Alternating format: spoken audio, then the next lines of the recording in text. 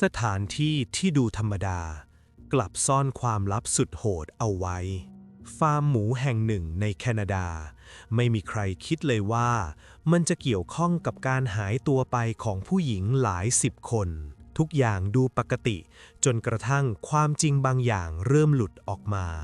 ยินดีต้อนรับเข้าสู่ย้อนรอยข่าวดังเมื่อมีข่าวลือแพร่กระจายว่าเนื้อที่ถูกบดในฟาร์มแห่งนี้อาจไม่ได้มาจากสัตว์เพียงอย่างเดียวคำถามเริ่มเกิดขึ้นแต่คำตอบกลับน่าสยดสยองเกินกว่าจะรับได้และนี่คือเรื่องราวของโรเบิร์ตวิลเลียมปิกตันชายที่ผู้ได้รับฉายาว่าฆาตกรฟาร์มหมูโรเบิร์ตวิลเลียมปิกตันเกิดเมื่อวันที่ 24 ตุลาคม ปี 1949 ณ เมืองพอร์ตโคควิดแลมด์รัฐบริติชโคลัมเบีย ประเทศแคนาดา เขาเกิดมาในครอบครัวเกษตรกรที่ทำฟาร์มหมูมาอย่างยาวนาน แม่ของเขาเป็นผู้หญิงที่บ้างานและเข้มงวดมาก เขาและเดวิดผู้เป็นน้องชายถูกบังคับให้ตื่นแต่เช้ามืดเพื่อลงไปทำงานในคอกหมูพวกเขาต้องคอยให้อาหารหมูตามคำสั่งของแม่ที่ให้ความสำคัญกับสัตว์พวกนี้มากกว่าความเป็นอยู่ของลูกตัวเองสภาพบ้านที่พวกเขาอาศัยอยู่เต็มไปด้วยขยะและขี้สุนัขที่เลี้ยงไว้ในบ้านซึ่งไม่เคยทำความสะอาดโรเบิร์ตเติบโตมาโดยแทบไม่เคยได้รับความรักหรือการกอดปลอบจากแม่สิ่งเดียวที่เขารับรู้คือหน้าที่ในการดูแลสัตว์และชีวิตที่ต้องคลุกคลีอยู่กับความสกปรกตั้งแต่วันแรกที่จำความได้เมื่อถึงเวลาต้องไปโรงเรียนปมด้อยเรื่องสุขอนามัยจากฟาร์มหมูได้กลายเป็นกำแพงที่ปิดกั้นพิกตันออกจากโลกภายนอกเขาเดินเข้าห้องเรียนด้วยเสื้อผ้าชุดเดิมที่ใส่ทำงานในฟาร์มหมูซึ่งส่งกลิ่นเหม็นรุนแรงจนเพื่อนร่วมชั้นคนอื่นๆต่างพากันล้อเลียนและตั้งฉายาให้เขาด้วยความรังเกียจทำให้พิกตันเริ่มแยกตัวออกจากกลุ่มคนและกลายเป็นเด็กเงียบขรึมที่ไม่ยอมพูดจากับใครเขาเลือกที่จะอยู่หลังห้องเพียงลำพังและหลบสายตาครูอยู่เสมอครูหลายคนสังเกตเห็นว่าเรื่องสุขอนามัยของเขานั้นแย่มากแต่การช่วยเหลือจากทางโรงเรียนกลับไม่เคยส่งผลถึงตัวเขาเนื่องจากครอบครัวพิกตันมองว่าความสะอาดเป็นเรื่องรองจากการทำงานเลี้ยงชีพเขาจึงใช้ชีวิตในช่วงวัยเรียนเหมือนคนแปลกหน้าที่ไม่มีใครต้องการเขาเริ่มเก็บกดความโกรธแค้นจากการถูกปฏิเสธไว้ภายในใจและสร้างโลกส่วนตัวขึ้นมาในฟาร์มที่เขาเป็นผู้ควบคุมทุกอย่างกิจวัตรประจำวันที่สำคัญที่สุดในฟาร์มของโรเบิร์ตคือการเรียนรู้วิธีการชำแหละและเชือดหมูซึ่งเขาเริ่มทำได้คล่องแคล่วตั้งแต่อายุยังน้อยพ่อและแม่สอนให้เขาจับมีดสับเนื้อและรู้วิธีการปาดคอสัตว์เพื่อให้เลือดไหลออกมาให้หมดก่อนจะนำไปถลกหนังเขาเห็นภาพของสิ่งมีชีวิตที่ดิ้นรนก่อนจะสิ้นใจจนกลายเป็นเรื่องธรรมดาที่พบเจอได้ทุกวันในโรงเชือดของครอบครัวและความรู้สึกเห็นอกเห็นใจต่อสิ่งมีชีวิตค่อยๆเลือนหายไปเมื่อเขาเริ่มมองว่าร่างกายที่ครั้งหนึ่งเคยหายใจได้เป็นเพียงชิ้นเนื้อที่ต้องถูกแยกชิ้นส่วนเพื่อนำไปขายหรือแปรรูปเท่านั้นเขาเรียนรู้วิธีการใช้เครื่องจักรในการบดเศษซากสัตว์ความเชี่ยวชาญในการจัดการกับซากของสัตว์นั้นทำให้เขาได้รับการยอมรับจากพ่อแม่เป็นครั้งแรกและความเชี่ยวชาญในโรงเชือดนี้เองที่ทำให้เขารู้สึกว่าตนเองมีอำนาจเหนือชีวิตอื่นจุดเปลี่ยนสำคัญในชีวิตเกิดขึ้นเมื่อลีโอนาร์ดผู้เป็นพ่อเสียชีวิตลงในปี 1978 ทิ้งให้เขาและเดวิดผู้เป็นน้องชายต้องแบกรับภาระดูแลฟาร์มหมูต่อและหลังจากนั้นเพียงแค่1 ปีในปี 1979 แม่ของเขาก็เสียชีวิตตามไปอีกคนการสูญเสียแม่ผู้ที่เป็นเหมือนศูนย์กลางของอำนาจในบ้านทำให้พิกตันเสียศูนย์ไปพักใหญ่แต่ในขณะเดียวกันเขาก็ได้รับมรดกเป็นที่ดินฟาร์มหมูขนาดใหญ่ในพอร์ตโคควิดแลมด์ซึ่งมีมูลค่ามหาศาลเมื่อเขาและเดวิดเริ่มบริหารจัดการพื้นที่ฟาร์มหมูโดยไม่มีใครคอยบงการพวกเขาก็ปล่อยให้ฟาร์มหมูค่อยๆกลายเป็นที่ดินรกร้างแต่พวกเขาก็ยังคงอาศัยอยู่ที่นั่นพิกตันตัดสินใจทิ้งบ้านหลังใหญ่ที่เคยอยู่กับครอบครัวแล้วย้ายเข้าไปอาศัยอยู่ในรถบ้านขนาดเล็กที่ตั้งอยู่กลางที่ดินของเขาเพียงลำพังพื้นที่รอบตัวเขาเริ่มเปลี่ยนสภาพจากฟาร์มเลี้ยงสัตว์ กลายเป็นที่รกร้างที่เต็มไปด้วยกองขยะต่างๆ เขาเริ่มสะสมซากรถยนต์เก่าเครื่องจักรที่พังแล้วเศษเหล็กและเครื่องใช้ไฟฟ้าที่ชำรุดจำนวนมหาศาลจนวางระเกะระกะไปทั่วบริเวณนั้นในขณะนั้นเองที่เขาก็เริ่มปล่อยเนื้อปล่อยตัวไม่ได้สนใจดูแลเรื่องสุขอนามัยของตนเองเมื่อเข้าสู่ปี 1995 การหายตัวไปอย่างเป็นปริศนาของหญิงสาวในย่านดาวน์ทาวน์อีสต์ไซด์ยิ่งเยอะมากขึ้นจนผิดสังเกตเมื่อหญิงสาวคนแล้วคนเล่าที่เคยปรากฏตัวอยู่ตามมุมถนนเดิมๆกลับหายสาบสูญไปอย่างไร้ร่องรอยทิ้งไว้เพียงความหวาดระแวงในหมู่เพื่อนร่วมอาชีพที่เริ่มรับรู้ถึงความไม่ปลอดภัยครอบครัวและเพื่อนสนิทของเหยื่อไปที่สถานีตำรวจแวนคูเวอร์เพื่อแจ้งความค้นหายพร้อมรูปถ่ายและข้อมูลสุดท้ายที่มีอยู่แต่สิ่งที่ได้รับกลับมา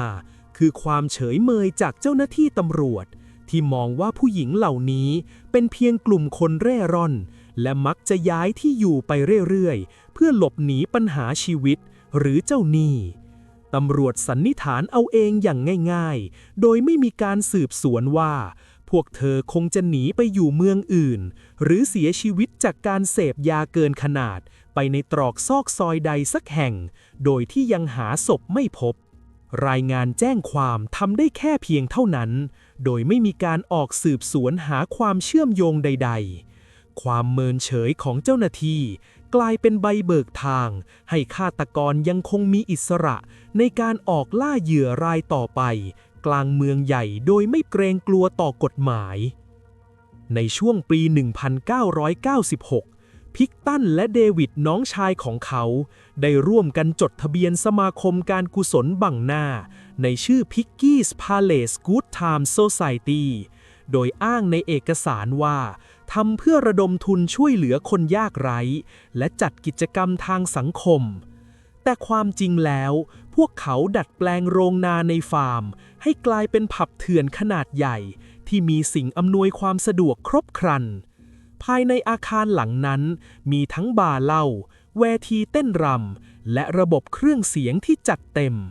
ทุกสุดสัปดาห์จะมีกลุ่มคนนอกกฎหมายสมาชิกแก๊งมอเตอร์ไซค์และหญิงขายบริการจากย่านดาวน์ทาวน์อีสต์ไซด์ในเมืองแวนคูเวอร์เดินทางมารวมตัวกันที่นี่พวกเขาดื่มเหล้าจัดปาร์ตี้และมั่วสุมกันอย่างอิสระโดยไม่มีการควบคุมใดๆพิกตันปล่อยให้ผู้คนเหล่านั้นเข้ามาใช้พื้นที่ของเขาเพื่อสร้างความสัมพันธ์และอำนาจในกลุ่มคนนอกกฎหมายฟาร์มหมูที่เคยเงียบเหงา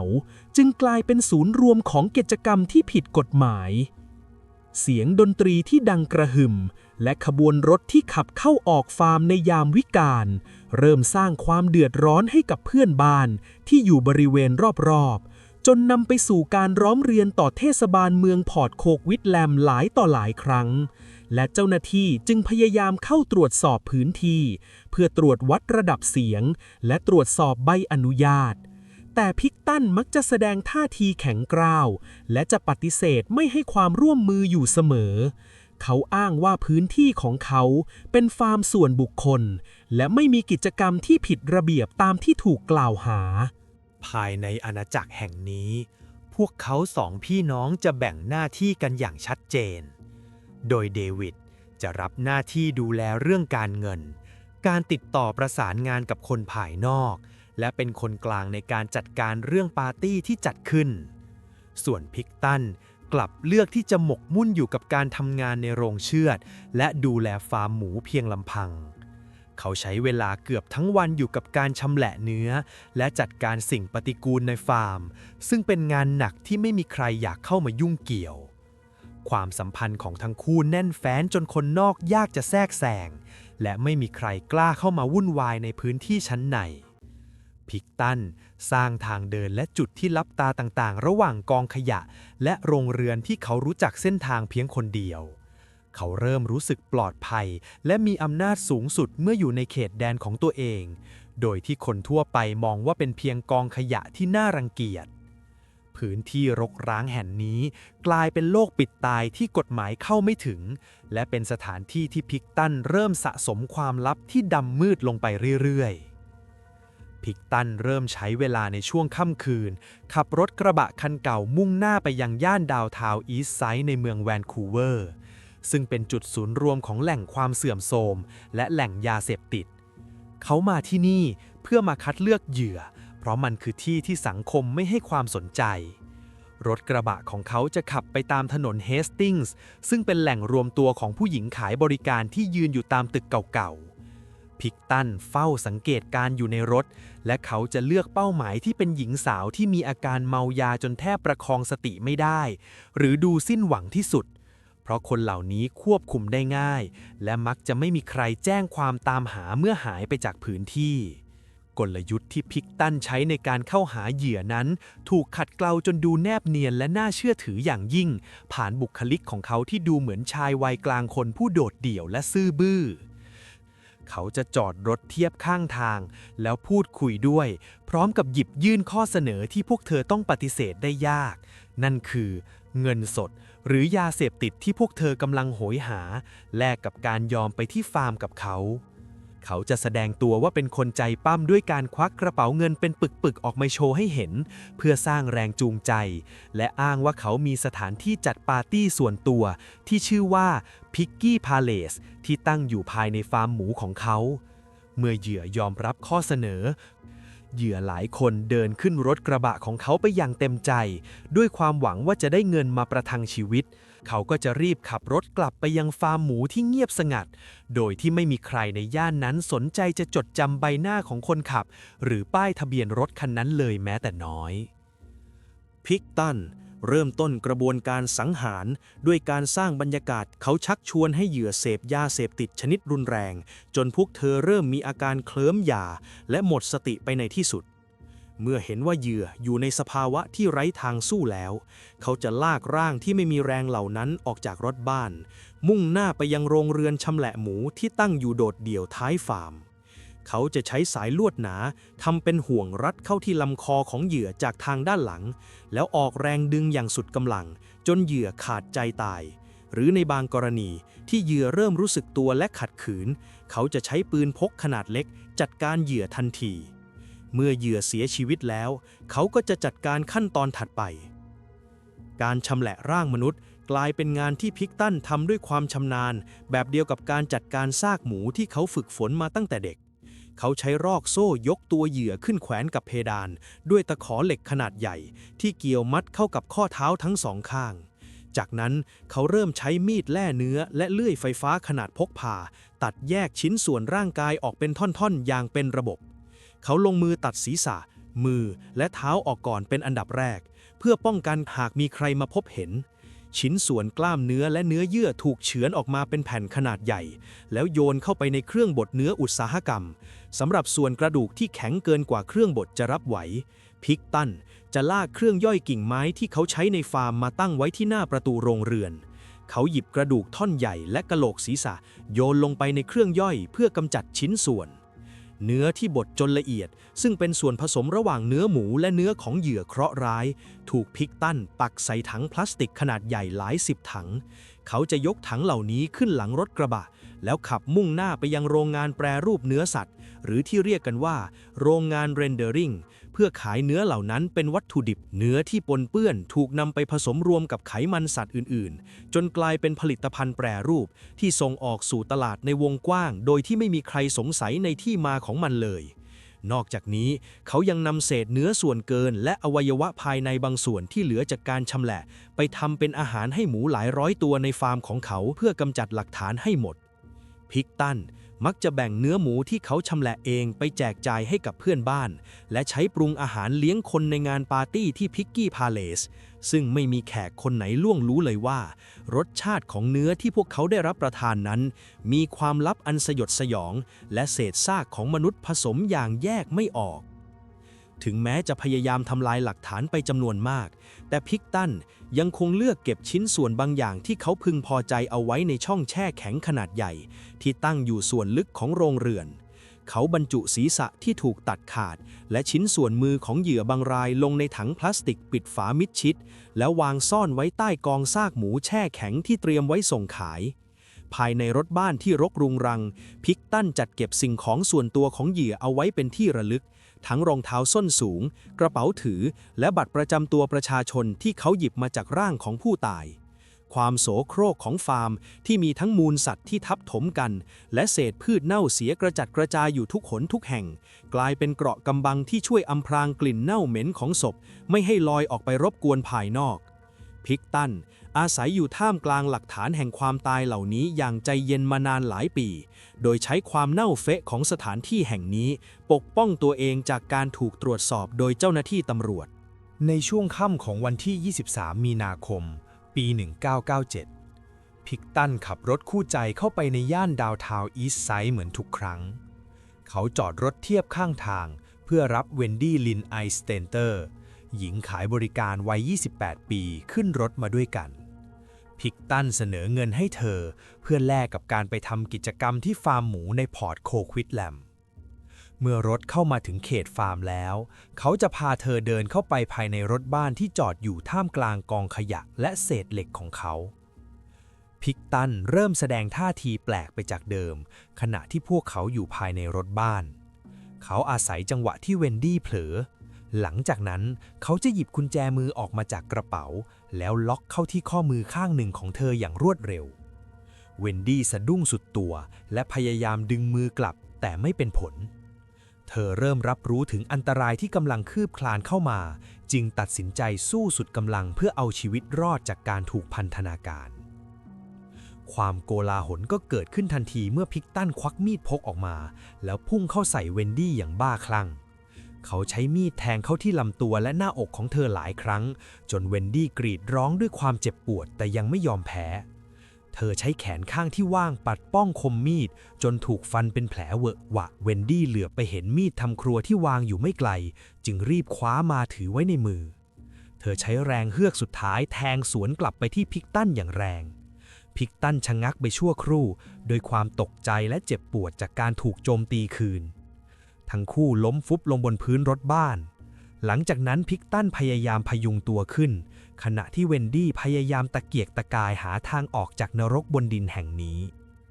เวนดี้พยายามรวบรวมพละกำลังที่เหลืออยู่ผลักประตูรถบ้านออกไปแล้ววิ่งหนีเข้าไปในความมืดของฟาร์มหมูร่างกายของเธอเปลือยเปล่าท่อนบนมีเลือดไหลโชกตามร่างกายและมีกุญแจมือข้างหนึ่งยังห้อยรุ่งริ่งอยู่ที่ข้อมือซ้ายเธอวิ่งมุ่งหน้าไปยังประตูรั้วหน้าฟาร์มอย่างไม่คิดชีวิตจนกระทั่งหลุดออกมาถึงถนนโดมิเนียนที่อยู่ด้านหน้าได้สำเร็จเธอพยายามโบกมือเรียกรถยนต์ที่ขับผ่านมาด้วยความตื่นตระหนกรถยนต์คันหนึ่งที่ขับผ่านมาเห็นสภาพของเธอจึงลงมาช่วยเหลือเธอไว้พลเมืองดีรับเธอขึ้นรถในสภาพที่เธอแทบจะหมดสติเพราะเสียเลือดมากเขาพยายามสอบถามว่าเกิดอะไรขึ้นแต่เธอกลับพูดอะไรไม่ออกนอกจากขอให้พาไปโรงพยาบาลให้เร็วที่สุดพลเมืองดีคนนั้นตัดสินใจขับรถไปส่งยังโรงพยาบาลรอยัลโคลัมเบียนทันทีเพื่อช่วยชีวิตหญิงสาวที่บาดเจ็บสาหัสคนนี้เหตุการณ์ที่โรงพยาบาลกลายเป็นจุดพลิกผันเมื่อพิกตันถูกส่งตัวมาที่ห้องฉุกเฉินแห่งเดียวกันเพื่อรักษาแผลถูกแทงที่เวนดี้ทำไว้เจ้าหน้าที่ตำรวจที่เดินทางมาสอบปากคำเวนดี้เริ่มสังเกตเห็นความผิดปกติเมื่อพบชายที่มีบาดแผลชะกันในเวลาไล่เลี่ยกันตำรวจตรวจเสื้อผ้าของพิกตันและพบกุญแจสำหรับไขกุญแจมือซุกซ่อนอยู่ในกระเป๋ากางเกงของเขาซึ่งเป็นหลักฐานมัดตัวอย่างชัดเจนพิกตันถูกจับกุมตัวในปี 1997 ในข้อหาพยายามฆ่ากักขังหน่วงเหนี่ยวและประทุษร้ายด้วยอาวุธแต่ภายในไม่กี่วันหลังถูกจับกุมพิกตันได้รับการประกันตัวด้วยวงเงิน $2,000 ดอลลาร์แคนาดาหลังจากนั้นเขากลับไปอยู่ฟาร์มได้ตามปกติรอเพียงคำสั่งฟ้องของศาลที่ยังมาไม่ถึงหลังจากถูกปล่อยตัวออกมาพิกตันก็ได้เรียนรู้สิ่งหนึ่งที่เขาไม่เคยตระหนักมาก่อนว่าความผิดพลาดของเขาที่เกิดขึ้นกับเวนดี้นั้นสอนให้เขารู้ว่าปัญหาไม่ได้อยู่ที่วิธีการฆ่าแต่อยู่ที่การเลือกเหยื่อเวนดี้มีแรงสู้มีคนรู้จักเธอพอที่จะสังเกตเห็นว่าเธอหายไปพิกตันจะเริ่มเปลี่ยนวิธีสังเกตก่อนตัดสินใจเขาจะจอดรถรอดูเหยื่อให้นานขึ้นสังเกตว่าผู้หญิงคนไหนยืนอยู่คนเดียวโดยไม่มีเพื่อน คนไหนดูสิ้นหวังพอที่จะขึ้นรถโดยไม่บอกใคร และคนไหนที่ถ้าหายไปแล้วจะไม่มีใครสังเกตเห็น เขาไม่ได้เร่งรีบลงมืออีกต่อไปเพราะเขารู้แล้วว่าความรีบร้อนลงมือคือต้นเหตุของความผิดพลาดของเขาที่ผ่านมาในช่วงสิงหาคมของปี 1997 มานี ลีเฟย์หญิงสาวอายุ 24 ปี เธอยืนอยู่ที่มุมถนนในย่านดาวน์ทาวน์อีสต์ไซด์เหมือนคนอื่นๆที่ผ่านมา เธอเป็นแม่เลี้ยงเดี่ยวที่พยายามเลิกยาแต่ยังทำไม่ได้ และในคืนนั้นเธอต้องการหาเงินมาเลี้ยงลูกของเธอ และรถกระบะของพิกตันก็ค่อยๆขับมาตามถนนแล้วจอดเทียบข้างทาง หลังจากนั้นพิกตันจึงพูดคุยกับเธอและพร้อมกับยื่นข้อเสนอให้ว่าจะให้เงินสดก้อนโตและบอกกับเธอว่ามีปาร์ตี้สนุกๆรออยู่ที่ฟาร์มมีอาหารมีที่พักและมีเงินเพิ่มให้อีกเมื่อถึงที่หมายมานีเห็นว่าชายคนนี้ดูเหมือนเกษตรกรธรรมดาทั่วไปและใบหน้าที่ดูซื่อๆไม่มีอะไรให้น่าระแวงเธอจึงยอมรับข้อเสนอและขึ้นรถไปกับเขาเมื่อรถขับออกจากเมืองมุ่งหน้าสู่พอร์ตโคควิดแลมมานียังคงนั่งคุยกับพิกตันอยู่ตามปกติโดยเธอไม่รู้เลยว่าเส้นทางที่รถแล่นผ่านความมืดนั้นจะพาเธอออกห่างจากทุกคนที่รู้จักเธอมากขึ้นทุกทีเมื่อรถเลี้ยวเข้าสู่ฟาร์มพิกตันก็ไม่พูดอะไรมากอีกต่อไปเขาจ่อปืนขนาดเล็กเข้าที่ศีรษะของเธอในระยะประชิดหลังจากนั้นร่างของมานีล้มลงบนพื้นทันทีพิกตันเริ่มทำในสิ่งที่เขาทำมาตั้งแต่เด็กในโรงเชือดของครอบครัวเขาก็ยกร่างขึ้นแขวนกับตะขอเหล็กที่ห้อยจากเพดานรอให้เลือดไหลออกจนหมดแล้วเริ่มใช้เลื่อยและมีดแยกชิ้นส่วนเป็นขั้นตอนตัดศีรษะออกก่อนตามด้วยมือและเท้าเพื่อป้องกันการระบุตัวตนเนื้อที่เหลือถูกโยนเข้าเครื่องบดอุตสาหกรรมเหมือนที่เคยทำกระดูกบางชิ้นถูกทุบและทิ้งรวมกับซากสัตว์ในคอกหมูที่รออยู่อีกฝั่งของโรงเรือนขากรรไกรส่วนล่างของมานีถูกทิ้งปนอยู่กับกองซากใกล้คอกหมูรายงานคนหายของมานีถูกยื่นในเดือนธันวาคมเกือบ4 เดือนหลังจากที่เธอหายตัวไป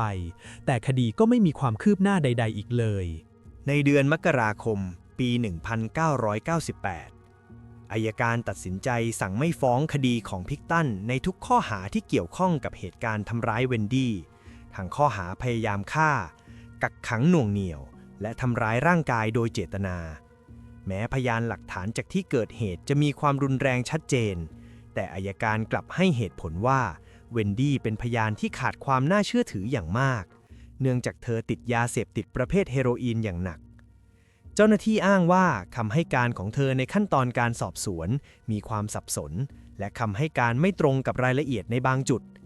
ทำให้พวกเขากังวลว่าหากนำคดีนี้ขึ้นพิจารณาในชั้นศาลคณะลูกขุนจะไม่เชื่อถือคำพูดของเหยื่อที่มีสถานะเป็นคนติดยาและคนทำงานขายบริการการตัดสินใจถอนฟ้องครั้งนี้เกิดขึ้นอย่างเงียบๆส่งผลให้คดีที่ควรจะหยุดยั้งพฤติกรรมของพิกตันนั้นถูกปิดลงทันทีเวนดี้ต้องแบกรับบาดแผลทางกายและจิตใจโดยไม่ได้รับความยุติธรรมใดๆเลยในขณะที่ข้อหาทั้งหมดถูกปัดตกไปเพียงเพราะความอคติที่มีต่อสถานะทางสังคมของเธอพิกตันได้รับอิสรภาพอย่างสมบูรณ์อีกครั้งและกลับไปใช้ชีวิตในฟาร์มหมูตามปกติในฐานะผู้บริสุทธิ์เขากลับมาทำงานชำแหละเนื้อและทำงานในฟาร์มเหมือนที่เคยทำแต่ความผิดพลาดครั้งใหญ่ในคืนที่ปล่อยให้เวนดี้รอดชีวิตไปได้นั้นทำให้เขาเริ่มเปลี่ยนวิธีการทำงานอย่างเงียบๆพิกตันเริ่มเรียนรู้ที่จะระมัดระวังตัวมากขึ้นในการคัดเลือกเหยื่อและการจัดการกับร่องรอยการต่อสู้เพื่อไม่ให้เกิดเหตุการณ์ผิดพลาดซ้ำรอยเดิมความมั่นใจของเขาเริ่มมากขึ้นหลังจากที่เขารอดคดีมาได้ถึงแม้ว่าจะมีเหยื่อหนีรอดไปแจ้งความพร้อมหลักฐานแต่ระบบกฎหมายก็ยังทำอะไรเขาไม่ได้เขามองว่าตัวเองอยู่เหนือกฎหมายและเริ่มเชื่อมั่นว่าพื้นที่ฟาร์มหมูแห่งนี้คือเขตอำนาจที่เขาควบคุมได้ทั้งหมดพิกตันยังคงเปิดโรงชำแหละสัตว์เพื่อจัดงานเลี้ยงต่อไปโดยที่ไม่มีใครรู้เลยว่าภายใต้ความเงียบสงบนั้นเขากำลังเตรียมการสำหรับการลงมือครั้งใหม่ที่รอบคอบและอำมหิตกว่าเดิมในเดือนเมษายนปี 1998 หญิงคนหนึ่งชื่อซาร่า เดอะรีสอายุ 29 ปีเธอหายตัวไปจากมุมถนนที่เธอยืนทำงานอยู่เป็นประจำในย่านดาวน์ทาวน์อีสต์ไซด์สิ่งที่ทำให้เธอต่างจากคนอื่นคือเธอเขียนไดอารี่และบทกวีมาตลอดชีวิตเธอบันทึกทุกอย่างที่เธอเห็นและรู้สึกบนถนนสายนี้ที่เธอทำงานขายบริการ3 ปีก่อนที่เธอจะหายตัวไปนั้นเธอได้เขียนประโยคนึงไว้ในไดอารี่ว่าเธออาจจะเป็นคนต่อไปที่จะถูกฆ่าและถามว่าเขากำลังจับตามองเธออยู่แล้วหรือยัง ครั้งหนึ่งเธอเคยถูกทำร้ายร่างกายจากลูกค้าแล้ววิ่งไปที่สถานีตำรวจในสภาพบาดเจ็บแต่เจ้าหน้าที่หัวเราะเยาะและส่งเธอกลับไปยืนริมถนนเองและเธอก็เขียนเรื่องนั้นไว้ในไดอารี่ด้วยพี่สาวของเธอได้แจ้งความไว้ในทันทีหลังจากที่เธอหายตัวไปแต่ตำรวจกลับใช้เวลาหลายสัปดาห์กว่าจะเริ่มสืบอย่างจริงจังและชื่อของซาร่าก็ถูกเพิ่มเข้าไปในบัญชีรายชื่อของผู้หญิงที่หายสาบสูญไปเหมือนคนอื่นๆแต่ก็ยังไม่มีความคืบหน้าของคดีใดๆเลยในขณะที่พิกตันใช้ชีวิตอย่างอิสระเสียงเรียกร้องจากครอบครัวของหญิงสาวที่หายตัวไปในย่านดาวน์ทาวน์อีสต์ไซด์เริ่มดังขึ้นจนกลายเป็นการประท้วงญาติและเพื่อนสนิทของผู้สูญหายเริ่มรวมตัวกันเพื่อกดดันการทำงานของตำรวจเนื่องจากพวกเขาสังเกตเห็นรูปแบบที่ชัดเจนว่ามีผู้หญิงหายตัวไปจำนวนมากอย่างผิดปกติกลุ่มผู้ประท้วงได้รวบรวมบัญชีรายชื่อผู้หญิงที่หายสาบสูญไปมากกว่า30คนให้กับเจ้าหน้าที่ตำรวจเพื่อยืนยันว่าสิ่งที่เกิดขึ้นไม่ใช่เรื่องบังเอิญอย่างไรก็ตามตำรวจเมืองแวนคูเวอร์ในตอนนั้นยังคงปฏิเสธข้อสันนิษฐานเรื่องฆาตกรรมต่อเนื่องอย่างหนักแน่นเจ้าหน้าที่ให้เหตุผลว่าผู้หญิงส่วนใหญ่ในบัญชีใช้ชีวิตแบบคนพเนจรและติดยาซึ่งมักจะย้ายที่อยู่บ่อยโดยไม่แจ้งญาติอยู่แล้วคำยืนยันจากตำรวจว่าไม่มีหลักฐานการฆาตกรรมสร้างความเจ็บปวดให้กับครอบครัวเหยื่อเป็นอย่างมากในขณะที่ตัวเลขคนหายยังคงเพิ่มขึ้นเรื่อยๆในทุกเดือนที่ผ่านไปความล้มเหลวครั้งใหญ่เกิดจากช่องว่างในการประสานงานระหว่างหน่วยงานข้อมูลสำคัญในคดีของเวนดี้ที่เกิดขึ้นในเขตพอร์ตโคควิดแลมไม่ได้ถูกนำมาเชื่อมโยงกับรายงานคนหายจำนวนมากในเมืองแวนคูเวอร์เลยแม้แต่น้อยตำรวจท้องที่ทั้งสองแห่งต่างฝ่ายต่างทำงานแยกกันโดยไม่มีการแลกเปลี่ยนข้อมูลอาชญากรรมหรือปรึกษาหารือเกี่ยวกับผู้ต้องสงสัยที่มีพฤติกรรมสอดคล้องกันข้อมูลที่ว่ามีเจ้าของฟาร์มหมูเคยพยายามฆ่าผู้หญิงจากย่านดาวน์ทาวน์อีสต์ไซด์ถูกทิ้งไว้ในแฟ้มคดีที่ปิดตายและในขณะที่ทีมสืบสวนคดีคนหายก็มุ่งความสนใจไปที่ทฤษฎีอื่นจนมองข้ามความเชื่อมโยงนี้ไปพิกตันฉวยโอกาสในช่วงที่ระบบสืบสวนสับสนและขาดการรวมข้อมูลเดินหน้าแผนของเขาต่อไปอย่างย่ามใจเขารู้ดีว่าพื้นที่รอยต่อระหว่างเมืองคือจุดบอดที่ทำให้เขาปลอดภัยจากการถูกตามล่าการทำงานที่แยกส่วนของตำรวจทำให้เขามีเวลาเหลือเฟือที่จะกำจัดเหยื่อรายต่อไปและทำลายหลักฐานทิ้งในฟาร์มหมูของเขาเองในช่วงกลางปี 1998 นักสืบหญิงชื่อลอรี่เชนเฮอร์ได้รับมอบหมายให้ดูแลหน่วยงานสืบสวนคดีคนหายเธอเข้ารับงานในวันแรกพร้อมกับแฟ้มคดีของผู้หญิงหายตัวไปที่คดียังค้างอยู่กว่า17 รายชื่อแล้วชื่อเล่าในแฟ้มเหล่านั้นล้วนแต่เป็นผู้หญิงจากย่านดาวน์ทาวน์อีสต์ไซด์ทั้งสิ้นไม่นานหลังจากที่เชนเฮอร์เข้ามาทำคดีเธอก็ได้รับแจ้งเบาะแสว่ามีชายเจ้าของฟาร์มหมูในพอร์ตโคควิดแลมที่มีเสื้อผ้าผู้หญิงและของใช้ส่วนตัวจำนวนมากอยู่ในที่พักของเขาเธอเริ่มสืบและยิ่งสืบก็ยิ่งรู้สึกว่ารูปแบบที่ปรากฏอยู่ตรงหน้าไม่ใช่เรื่องบังเอิญเธอจึงเขียนรายงานส่งถึงผู้บังคับบัญชาว่าคดีคนหายเหล่านี้น่าจะเชื่อมโยงกันและควรได้รับการสืบสวนอย่างจริงจังในฐานะคดีเดียวแต่สิ่งที่ได้รับกลับมาคือคำพูดซ้ำๆว่าผู้หญิงพวกนั้นใช้ชีวิตแบบเร่ร่อนย้ายที่อยู่ไปเรื่อยๆและจะปรากฏตัวมาเองในที่สุดเชนเฮอร์โต้กลับว่าพวกเธอไม่ได้ติดต่อลูกไม่ได้โทรหาครอบครัวและไม่ได้เบิกสวัสดิการที่ควรจะได้รับ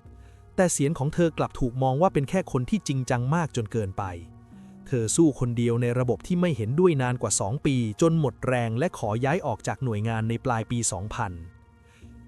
ในช่วงเวลาเดียวกันคิม รอสโม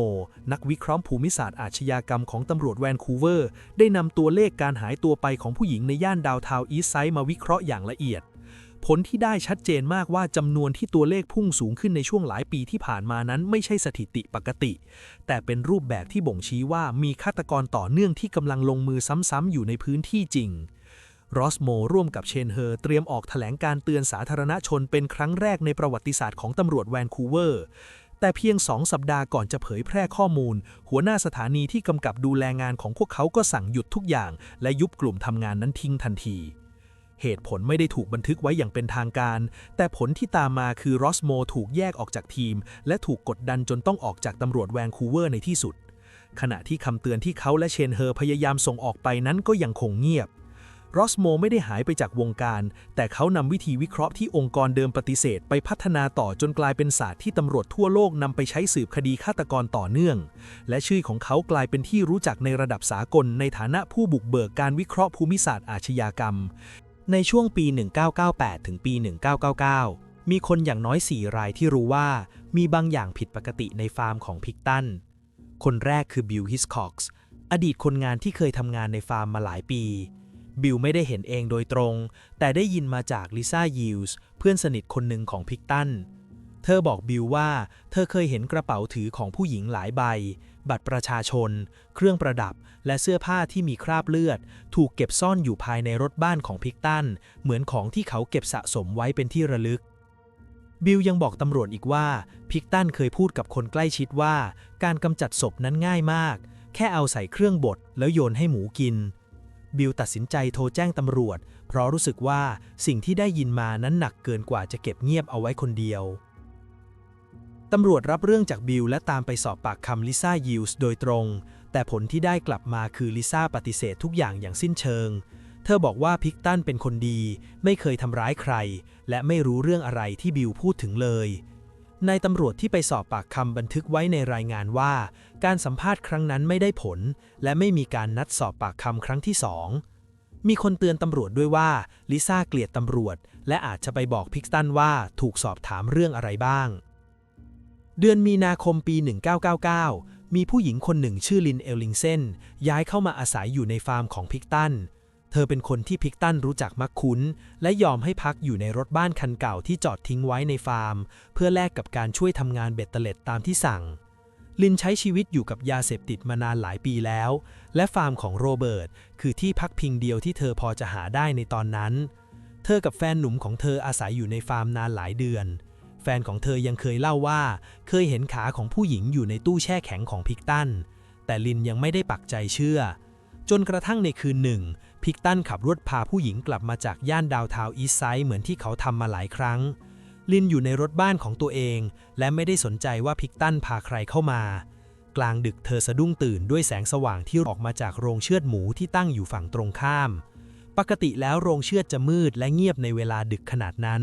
แต่คืนนี้ไฟสว่างจ้าและมีเสียงบางอย่างที่เธอบอกไม่ได้ว่าคืออะไรลินลุกขึ้นและเดินออกไปตรวจดูเมื่อเธอผลักประตูโรงเชือดเข้าไปสิ่งที่เห็นอยู่ตรงหน้าทำให้เธอต้องตกตะลึงคือผู้หญิงคนที่พิกตันคามาถูกแขวนหัวลงกับโซ่ที่ห้อยจากเพดานด้วยตะขอเหล็กเดียวกับที่เขาใช้เท้าของเธออยู่ระดับสายตาของลินพอดีและลินเห็นเล็บเท้าที่ทาสีแดงอยู่ห่างออกไปไม่กี่เมตรพิกตันยืนอยู่ในโรงเชือดพร้อมกับมีดในมือเสื้อผ้าของเขาเปื้อนเลือดทั่วตัวตั้งแต่ต้นแขนลงมาถึงเอวพิกตันหันมาเห็นลินที่ยืนอยู่ตรงปากประตูเขาเดินเข้ามาหาเธอคว้าแขนเธอไว้แล้วดึงเข้าไปด้านในเขาบังคับให้เธอยืนดูสิ่งที่อยู่ตรงหน้าโดยไม่ปล่อยให้เธอออกจากนั้นเขาพูดตรงๆกับเธอว่าถ้าเธอพูดเรื่องนี้กับใครเธอจะต้องนอนข้างๆผู้หญิงคนนั้นจากนั้นเขาโทรเรียกแท็กซี่มารับเธอออกจากฟาร์มบอกให้ไปหายาแล้วกลับมาแต่ลินขึ้นแท็กซี่ไปและไม่กลับมาอีกในช่วงเดือนกรกฎาคมปี 1999 สายข่าวรายหนึ่งที่ตำรวจเรียกว่าโทมัสได้ข้อมูลที่น่าสะพรึงกว่านั้นเขาบอกว่าเคยถูกเสิร์ฟเนื้อในฟาร์มของพิกตัน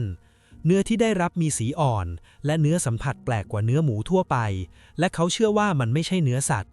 เขายังบอกด้วยว่าเคยเห็นตู้แช่แข็งพิเศษในโรงเชือดที่พิกตันไม่ยอมให้ใครเปิดดูตำรวจรับฟังและบันทึกคำให้การของโทมัสไว้แต่ไม่ได้ขอหมายค้นเพื่อตรวจสอบตู้แช่แข็งนั้นเหตุผลคือคำให้การของสายข่าวที่ติดยาไม่เพียงพอต่อการขอหมายค้นตามกฎหมายไม่กี่วันต่อมาลีอาเบสหญิงสาวที่รู้จักลิน เอลลิงเซนได้ไปให้ข้อมูลกับตำรวจว่าลินเคยเล่าให้ลีอาเบสฟังว่าแฟนหนุ่มของลินเคยเห็นขาของผู้หญิงอยู่ในตู้แช่แข็งในฟาร์มของพิกตันและลินเองก็เคยเห็นบัตรประชาชนต่างหูและรองเท้าของผู้หญิงว่างอยู่ในรถบ้านของพิกตันตำรวจนำข้อมูลนี้ไปเปรียบเทียบกับสิ่งที่โทมัสบอกและสิ่งที่บิลให้การไว้ก่อนหน้านี้ทิศทางของเบาะแสทั้งหมดชี้มาที่ฟาร์มเดิมและตู้แช่แข็งเดิมแต่ข่าวที่ได้รับทุกสายล้วนมาจากคนที่ตำรวจมองว่าไม่น่าเชื่อถือเพราะติดยาหรือมีประวัติอาชญากรรมทั้งสิ้นหลังจากได้รับเบาะแสจากบิล โทมัส ลีอาและคนอื่นๆต่างชี้ข้อมูลมาที่ฟาร์มของพิกตันตำรวจจึงไปพบลินและสอบปากคำเธอถึง2 ครั้งแต่ลินปฏิเสธทุกอย่างในทั้ง2 ครั้งเธอบอกว่าไม่รู้เรื่องอะไรไม่เคยเห็นอะไรผิดปกติไม่มีอะไรที่ต้องเล่าสิ่งที่ตำรวจไม่รู้คือลินยังรับเงินจากพิกตันเดือนละ$500เพื่อแลกกับการที่เธอจะไม่พูดอะไรออกไปผนวกกับความกลัวที่พิกตันเคยขู่เธอไว้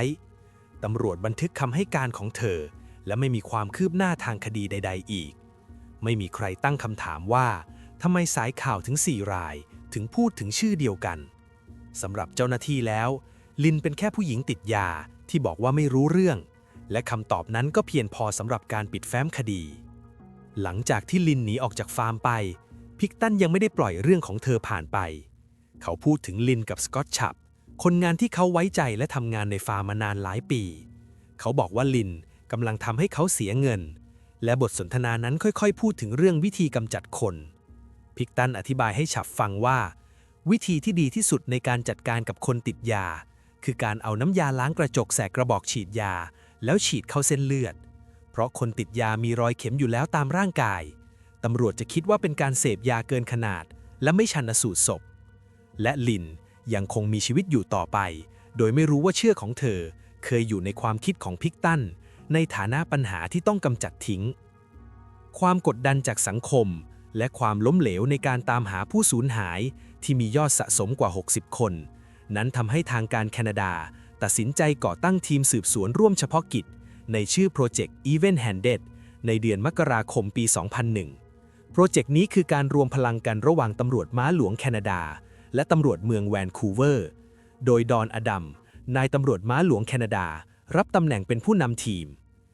ที่เขาดูแลอยู่ในช่วงพีคที่มีกำลังพลรวมกันเกือบ300 คนซึ่งถือเป็นทีมสืบสวนคดีฆาตกรรมที่ใหญ่ที่สุดที่แคนาดาเคยจัดตั้งขึ้นแต่ขนาดของทีมกับความเร็วในการทำงานกลับไม่ได้เดินไปในทิศทางเดียวกันดอนอดัมบริหารทีมด้วยแนวทางที่ระมัดระวังและรอบคอบรายงานที่ออกมาระบุว่าพิกตันไม่เคยอยู่ในฐานะผู้ต้องสงสัยสูงสุดของทีมเลยเพราะทีมมีรายชื่อผู้ต้องสงสัยอื่นอีกนับร้อยคนที่ต้องตรวจสอบควบคู่กันไปการย้อนกลับไปตรวจสอบสำนวนคดีคนหายทั้งหมดตั้งแต่อดีตและเริ่มกระบวนการจัดเก็บ DNA จากสมาชิกครอบครัวของผู้สูญหายเพื่อใช้ในการเปรียบเทียบหลักฐานทางนิติวิทยาศาสตร์เจ้าหน้าที่เริ่มลงพื้นที่บ้านของพ่อและแม่เหยื่อเพื่อเก็บตัวอย่างน้ำลายและรวบรวมของใช้ส่วนตัวที่อาจมี DNA หลงเหลืออยู่ในห้องทำงานเฉพาะกิจที่เต็มไปด้วยกระดานข้อมูลและแผนที่ทีมสืบสวนได้นำพิกัดสุดท้ายที่มีคนพบเห็นเหยื่อแต่ละรายมาปักหมุดไว้ซึ่งส่วนใหญ่ชี้ตรงทางมุ่งหน้าสู่พอร์ตโคควิดแลมและชื่อของโรเบิร์ตพิกตันถูกยกขึ้นมาเป็นผู้ต้องสงสัยอันดับหนึ่งในบัญชีรายชื่อของทีมสอบสวนทันทีเนื่องจากเคยมีประวัติอาชญากรรมและการซัดทอดจากพยานปากสำคัญที่เคยให้ข้อมูลไว้ก่อนหน้าทีมเฉพาะกิจเริ่มวางแผนเข้าตรวจค้นฟาร์มของพิกตันอย่างละเอียดโดยพวกเขารอแค่หลักฐานที่จะยื่นต่อศาลเพื่อขอหมายค้นในเดือนมีนาคมปี 2001 จอร์จีน่า เฟธ พาปินอายุ 34 ปีเป็นแม่เลี้ยงเดี่ยวที่ใช้ชีวิตวนเวียนอยู่ในย่านดาวน์ทาวน์อีสต์ไซด์มาหลายปีเธอติดยาและพยายามดิ้นรนหาเงินเพื่อประทังชีวิตไปวันๆคืนนั้นมีรถกระบะคันเก่าขับเข้ามาอย่างช้าๆในย่านนั้นและจอดเทียบข้างพิกตันเสนอเงินสดและยาที่เธอต้องการให้พร้อมกับคำสัญญาว่าจะมีปาร์ตี้ที่สนุกรออยู่ที่ฟาร์มของเขาจอร์จีน่ายอมรับข้อเสนอและขึ้นรถไปกับเขาโดยที่ไม่มีใครในย่านนั้นสังเกตเห็นเขาก็ขับรถมุ่งหน้าสู่พอร์ตโคควิดแลมในทันทีเมื่อรถเลี้ยวเข้าฟาร์มพิกตันก็ลงมือด้วยวิธีที่เขาถนัดที่สุดเหมือนเช่นเคยจอร์จีน่าเสียชีวิตบนพื้นในโรงเชือดเหมือนกับเหยื่อทุกคนก่อนหน้าแต่สิ่งที่เกิดขึ้นหลังจากนั้นคือสิ่งที่ทำให้คืนนั้นต่างออกไปพิกตันไม่ได้แยกชิ้นส่วนเพื่อเก็บไว้เขาไม่ได้หยิบอะไรไว้เป็นที่ระลึกเหมือนที่เคยทำเขายกร่างเธอขึ้นแล้วแขวนกับตะขอเหล็กหลังจากนั้นก็ลงมือชำแหละอย่างเป็นขั้นตอนด้วยเลื่อยและมีดเหมือนที่เขาเคยทำมาเขาจะตัดศีรษะออกก่อนตามด้วยมือทั้งสองข้างและเท้าจากนั้นพิกตันจะนำชิ้นส่วนที่ตัดออกมาโยนเข้าเครื่องบดเนื้ออุตสาหกรรมที่ตั้งอยู่ในมุมโรงเรือนของเขาและชิ้นส่วนที่เครื่องบดไม่ได้จะถูกโยนเข้าคอกหมูที่อยู่อีกฝั่งของโรงเรือนหมูหลายร้อยตัวที่หิวโหยเข้ามารุมถึงและกัดกินทุกอย่างที่โยนให้พวกมันจนหมดเกลี้ยงภายในเวลาไม่นานพิกตันยืนดูและรู้ว่าสิ่งที่หมูกินเข้าไปนั้นจะไม่มีวันถูกพบอีก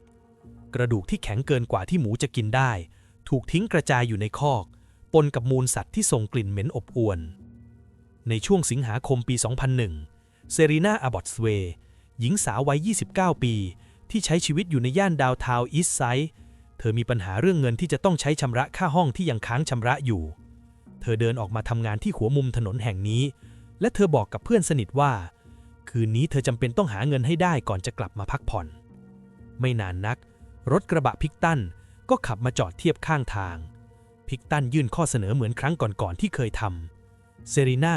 ยอมรับข้อเสนอและขึ้นรถไปกับเขาก่อนที่พิกตันจะขับรถพาเธอออกจากเขตเมืองมุ่งหน้าไปยังฟาร์มหมูในพอร์ตโคควิดแลมท่ามกลางความมืดมิด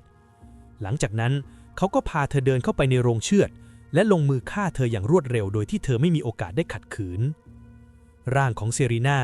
ถูกยกขึ้นแขวนกับตะขอเหล็กที่ห้อยจากเพดานโรงเชือดเหมือนวิธีที่พิกตันเคยทำกับซากหมูมาตลอดชีวิตเขาใช้เลือดตัดศีรษะออกก่อนตามด้วยมือทั้งสองข้างและเท้าส่วนหน้า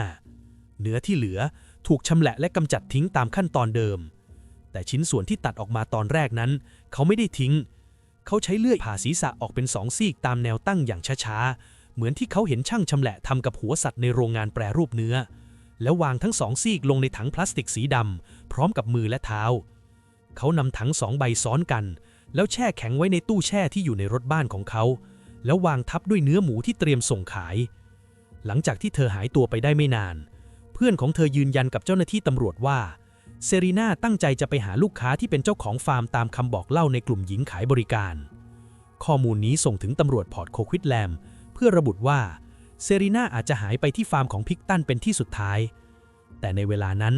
การสืบสวนยังคงหยุดชะงักเพราะไม่มีหลักฐานทางกายภาพที่ชัดเจนในที่เกิดเหตุ เดือนพฤศจิกายนปี 2001 ในคืนหนึ่งพิกตันขับรถกระบะเข้ามาในย่านดาวน์ทาวน์อีสต์ไซด์เหมือนครั้งที่ผ่านมาแล้วเขาก็ได้พบกับโมนาวิลเลียมส์เธอรู้จักพิกตันมาก่อนแล้วเพราะเธอเป็นหญิงขายบริการที่เคยขึ้นรถเข้ามาแล้วหลายครั้งโดยเขาเสนอเงินสดกับยาที่เธอต้องการโมนาตัดสินใจขึ้นรถไปกับเขาโดยไม่ลังเลเธอไม่มีเหตุผลอะไรที่จะระแวงชายคนนี้ที่เธอรู้จักและไม่เคยทำให้เธอกลัวมาก่อนพิกตันขับรถออกจากเมืองมุ่งหน้าสู่พอร์ตโคควิดแลมทันทีในโรงเชือดคืนนั้นพิกตันใช้วิธีที่เขาไม่เคยใช้มาก่อนคือเขาสวมของเล่นผู้ใหญ่หรือดิลโดเข้ากับปลายกระบอกปืนเพื่อลดเสียงกระสุนอุปกรณ์ที่เขาดัดแปลงขึ้นมาเองนั้นทำงานได้ดีพอที่จะกลบเสียงปืนให้เบาที่สุดเมื่อโมนาเสียชีวิตในโรงเชือดเหมือนกับเหยื่อทุกคนก่อนหน้าแล้วหลังจากนั้นพิกตันจะทำตามขั้นตอนเดิมคือตัดศีรษะมือและเท้าออกผ่าศีรษะครึ่งแนวตั้งด้วยเลื่อยไฟฟ้าแล้วยัดทุกอย่างลงในถังพลาสติกสีดำ2 ใบซ้อนกันคือแทนที่จะซ่อนถังทั้ง2 ใบไว้ใต้กองซากสัตว์หรือในจุดที่มิดชิดเหมือนครั้งก่อนแต่เขากลับวางถังทั้ง2 ใบไว้ในตู้แช่แข็งในโรงจอดรถโดยไม่มีอะไรปิดอย่างมิดชิดเพราะเขาฆ่าคนมานานจนเริ่มเชื่อว่าตำรวจจะไม่มีวันเข้ามาในฟาร์มของเขาได้การหายตัวไปของโมนาเธอขาดการติดต่อแบบกระทันหันทำให้ทุกคนมั่นใจว่าเกิดเรื่องร้ายแรงขึ้นกับตัวเธอกลุ่มนักกิจกรรมเริ่มรวมตัวกันประท้วงหน้าสถานีตำรวจพร้อมชูป้ายรูปภาพของคนหายและกดดันให้มีการสืบสวนคดีคนหายที่เพิ่มจำนวนขึ้นอย่างผิดปกติในย่านดาวน์ทาวน์อีสต์ไซด์ในขณะที่แฟ้มคดีคนหายเริ่มมีจำนวนมากขึ้นชื่อของฟาร์มพิกตันเองก็เริ่มปรากฏอยู่ในรายงานเบาะแสซ้ำแล้วซ้ำเล่าตำรวจเริ่มพบความเชื่อมโยงว่าเหยื่อหลายคนที่หายตัวไปในช่วงหลายเดือนหลังมีจุดเชื่อมโยงสุดท้ายอยู่ที่พื้นที่พอร์ตโคควิดแลมแต่ความล่าช้าในการประสานงานระหว่างหน่วยงานตำรวจเมืองแวนคูเวอร์ยังคงเป็นช่องว่างที่ทำให้พิกตันยังคงลอยนวลอยู่ได้พิกตันเริ่มมีความประมาทมากขึ้นตามจำนวนเหยื่อที่เพิ่มสูงขึ้น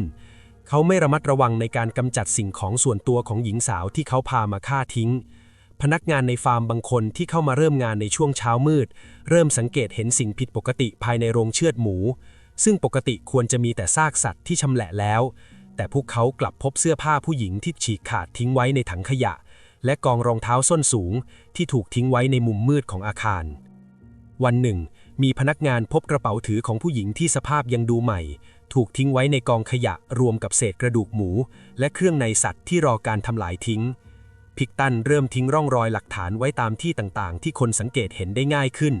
เพราะเขามั่นใจว่าพื้นที่ส่วนตัวของเขาจะไม่มีใครกล้าเข้ามาตรวจสอบอย่างละเอียดแน่นอนนอกจากนี้เขายังเริ่มนำเครื่องประดับบางชิ้นที่ได้มาจากเหยื่อนำมาวางไว้ในบ้านพักและโรงรถโดยไม่คิดที่จะซ่อนมันไว้แม้แต่น้อยพฤติกรรมที่ดูไม่สะทกสะท้านนี้ทำให้คนรอบข้างเริ่มหวาดระแวงเขาและพูดถึงกันในวงแคบแต่ยังไม่มีใครกล้าแจ้งความอย่างเป็นทางการเพราะเกรงกลัวอิทธิพลของพิกตันและน้องชาย อย่างไรก็ตามกองขยะและเศษดินในฟาร์มเริ่มกลายเป็นแหล่งรวมหลักฐานชิ้นสำคัญที่พิกตันละเลยที่จะทำลายทิ้งด้วยความชะล่าใจว่าวิธีการเดิมๆของเขาจะยังคงปกปิดความจริงได้เสมอ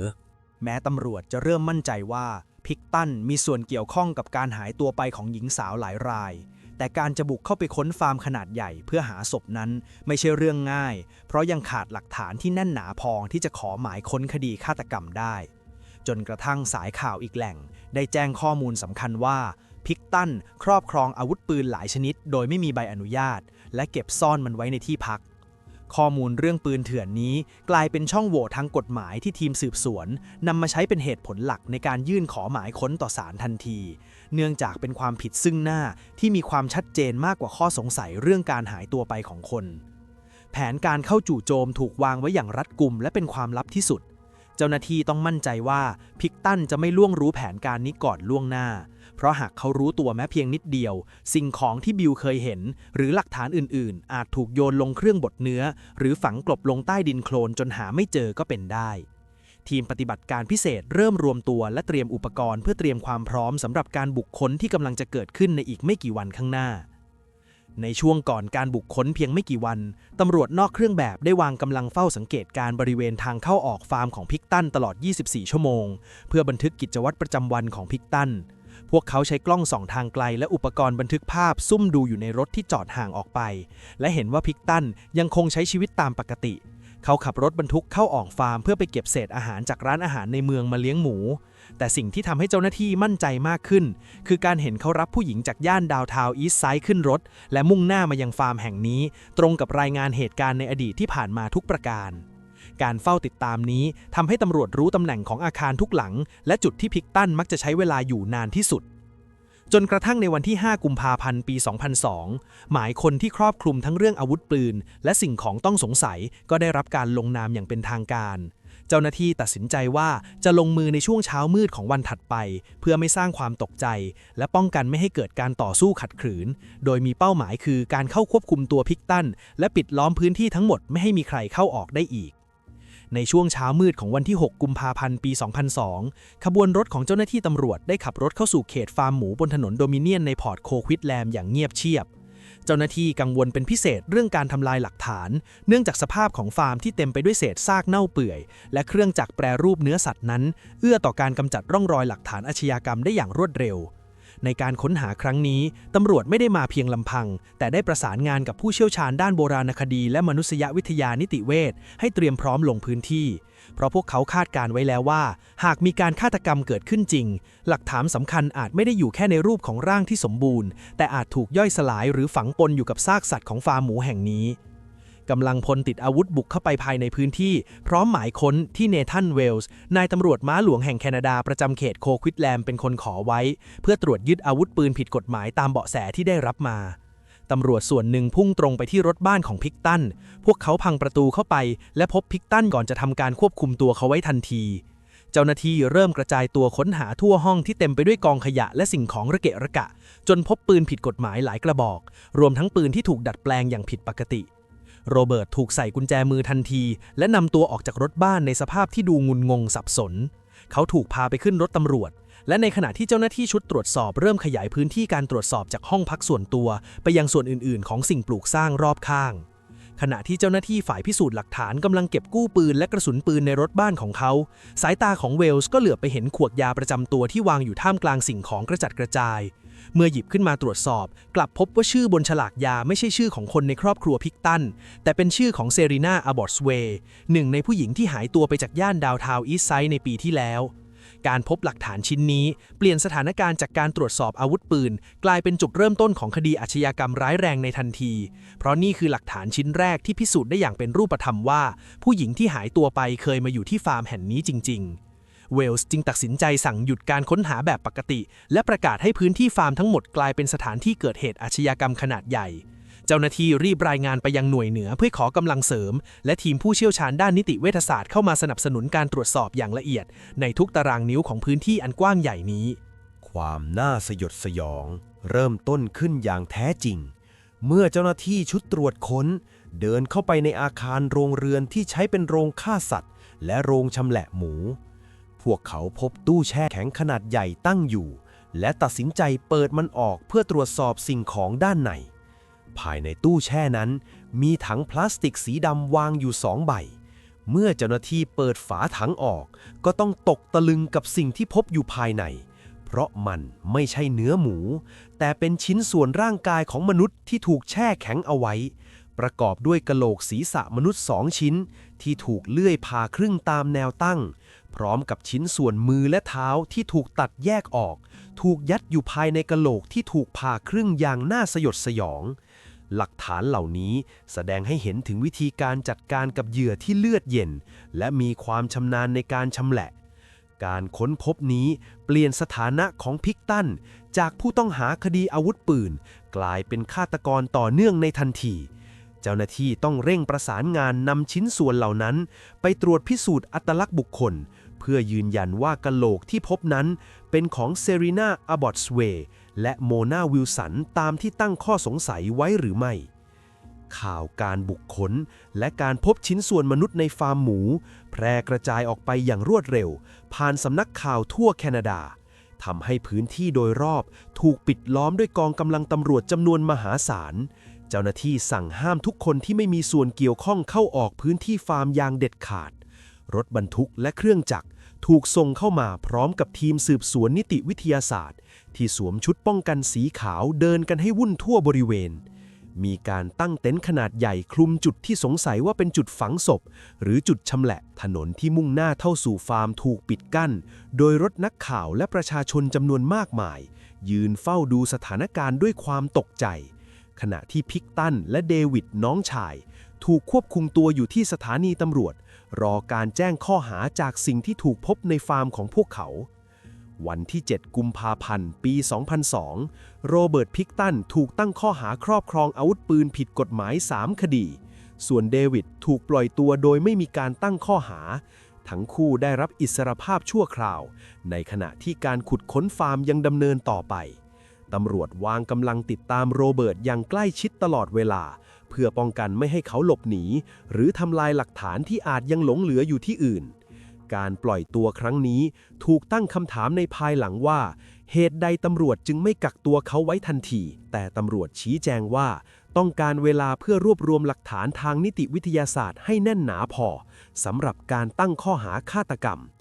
ฟาร์มยังคงถูกปิดตายขณะที่การขุดค้นดำเนินต่อไปอีก2 สัปดาห์ทีมสืบสวนตรวจค้นทุกตารางนิ้วและพบของใช้ส่วนตัวของผู้หญิงหลายคนกระจายอยู่ทั่วฟาร์มทั้งบัตรประจำตัวเสื้อผ้าและเครื่องประดับทุกชิ้นถูกส่งไปตรวจ DNA เพื่อระบุตัวตนของเจ้าของในทันทีวันที่ 22 กุมภาพันธ์ ปี 2002 โรเบิร์ต พิกตันถูกจับกุมอีกครั้งในข้อหาฆาตกรรมโดยอัยการรัฐเริ่มต้นกระบวนการทางกฎหมายด้วยการยื่นฟ้องพิกตันในข้อหาฆาตกรรมโดยเจตนาและไตร่ตรองไว้ก่อนรวม2 คดีเหยื่อ2 รายแรกที่ปรากฏในสำนวนฟ้องคือเซรีนา อาบอตสเวย์และโมนา วิลสันเนื่องจากพนักงานสอบสวนมีหลักฐานทางนิติวิทยาศาสตร์ที่พบในฟาร์มชัดเจนที่สุด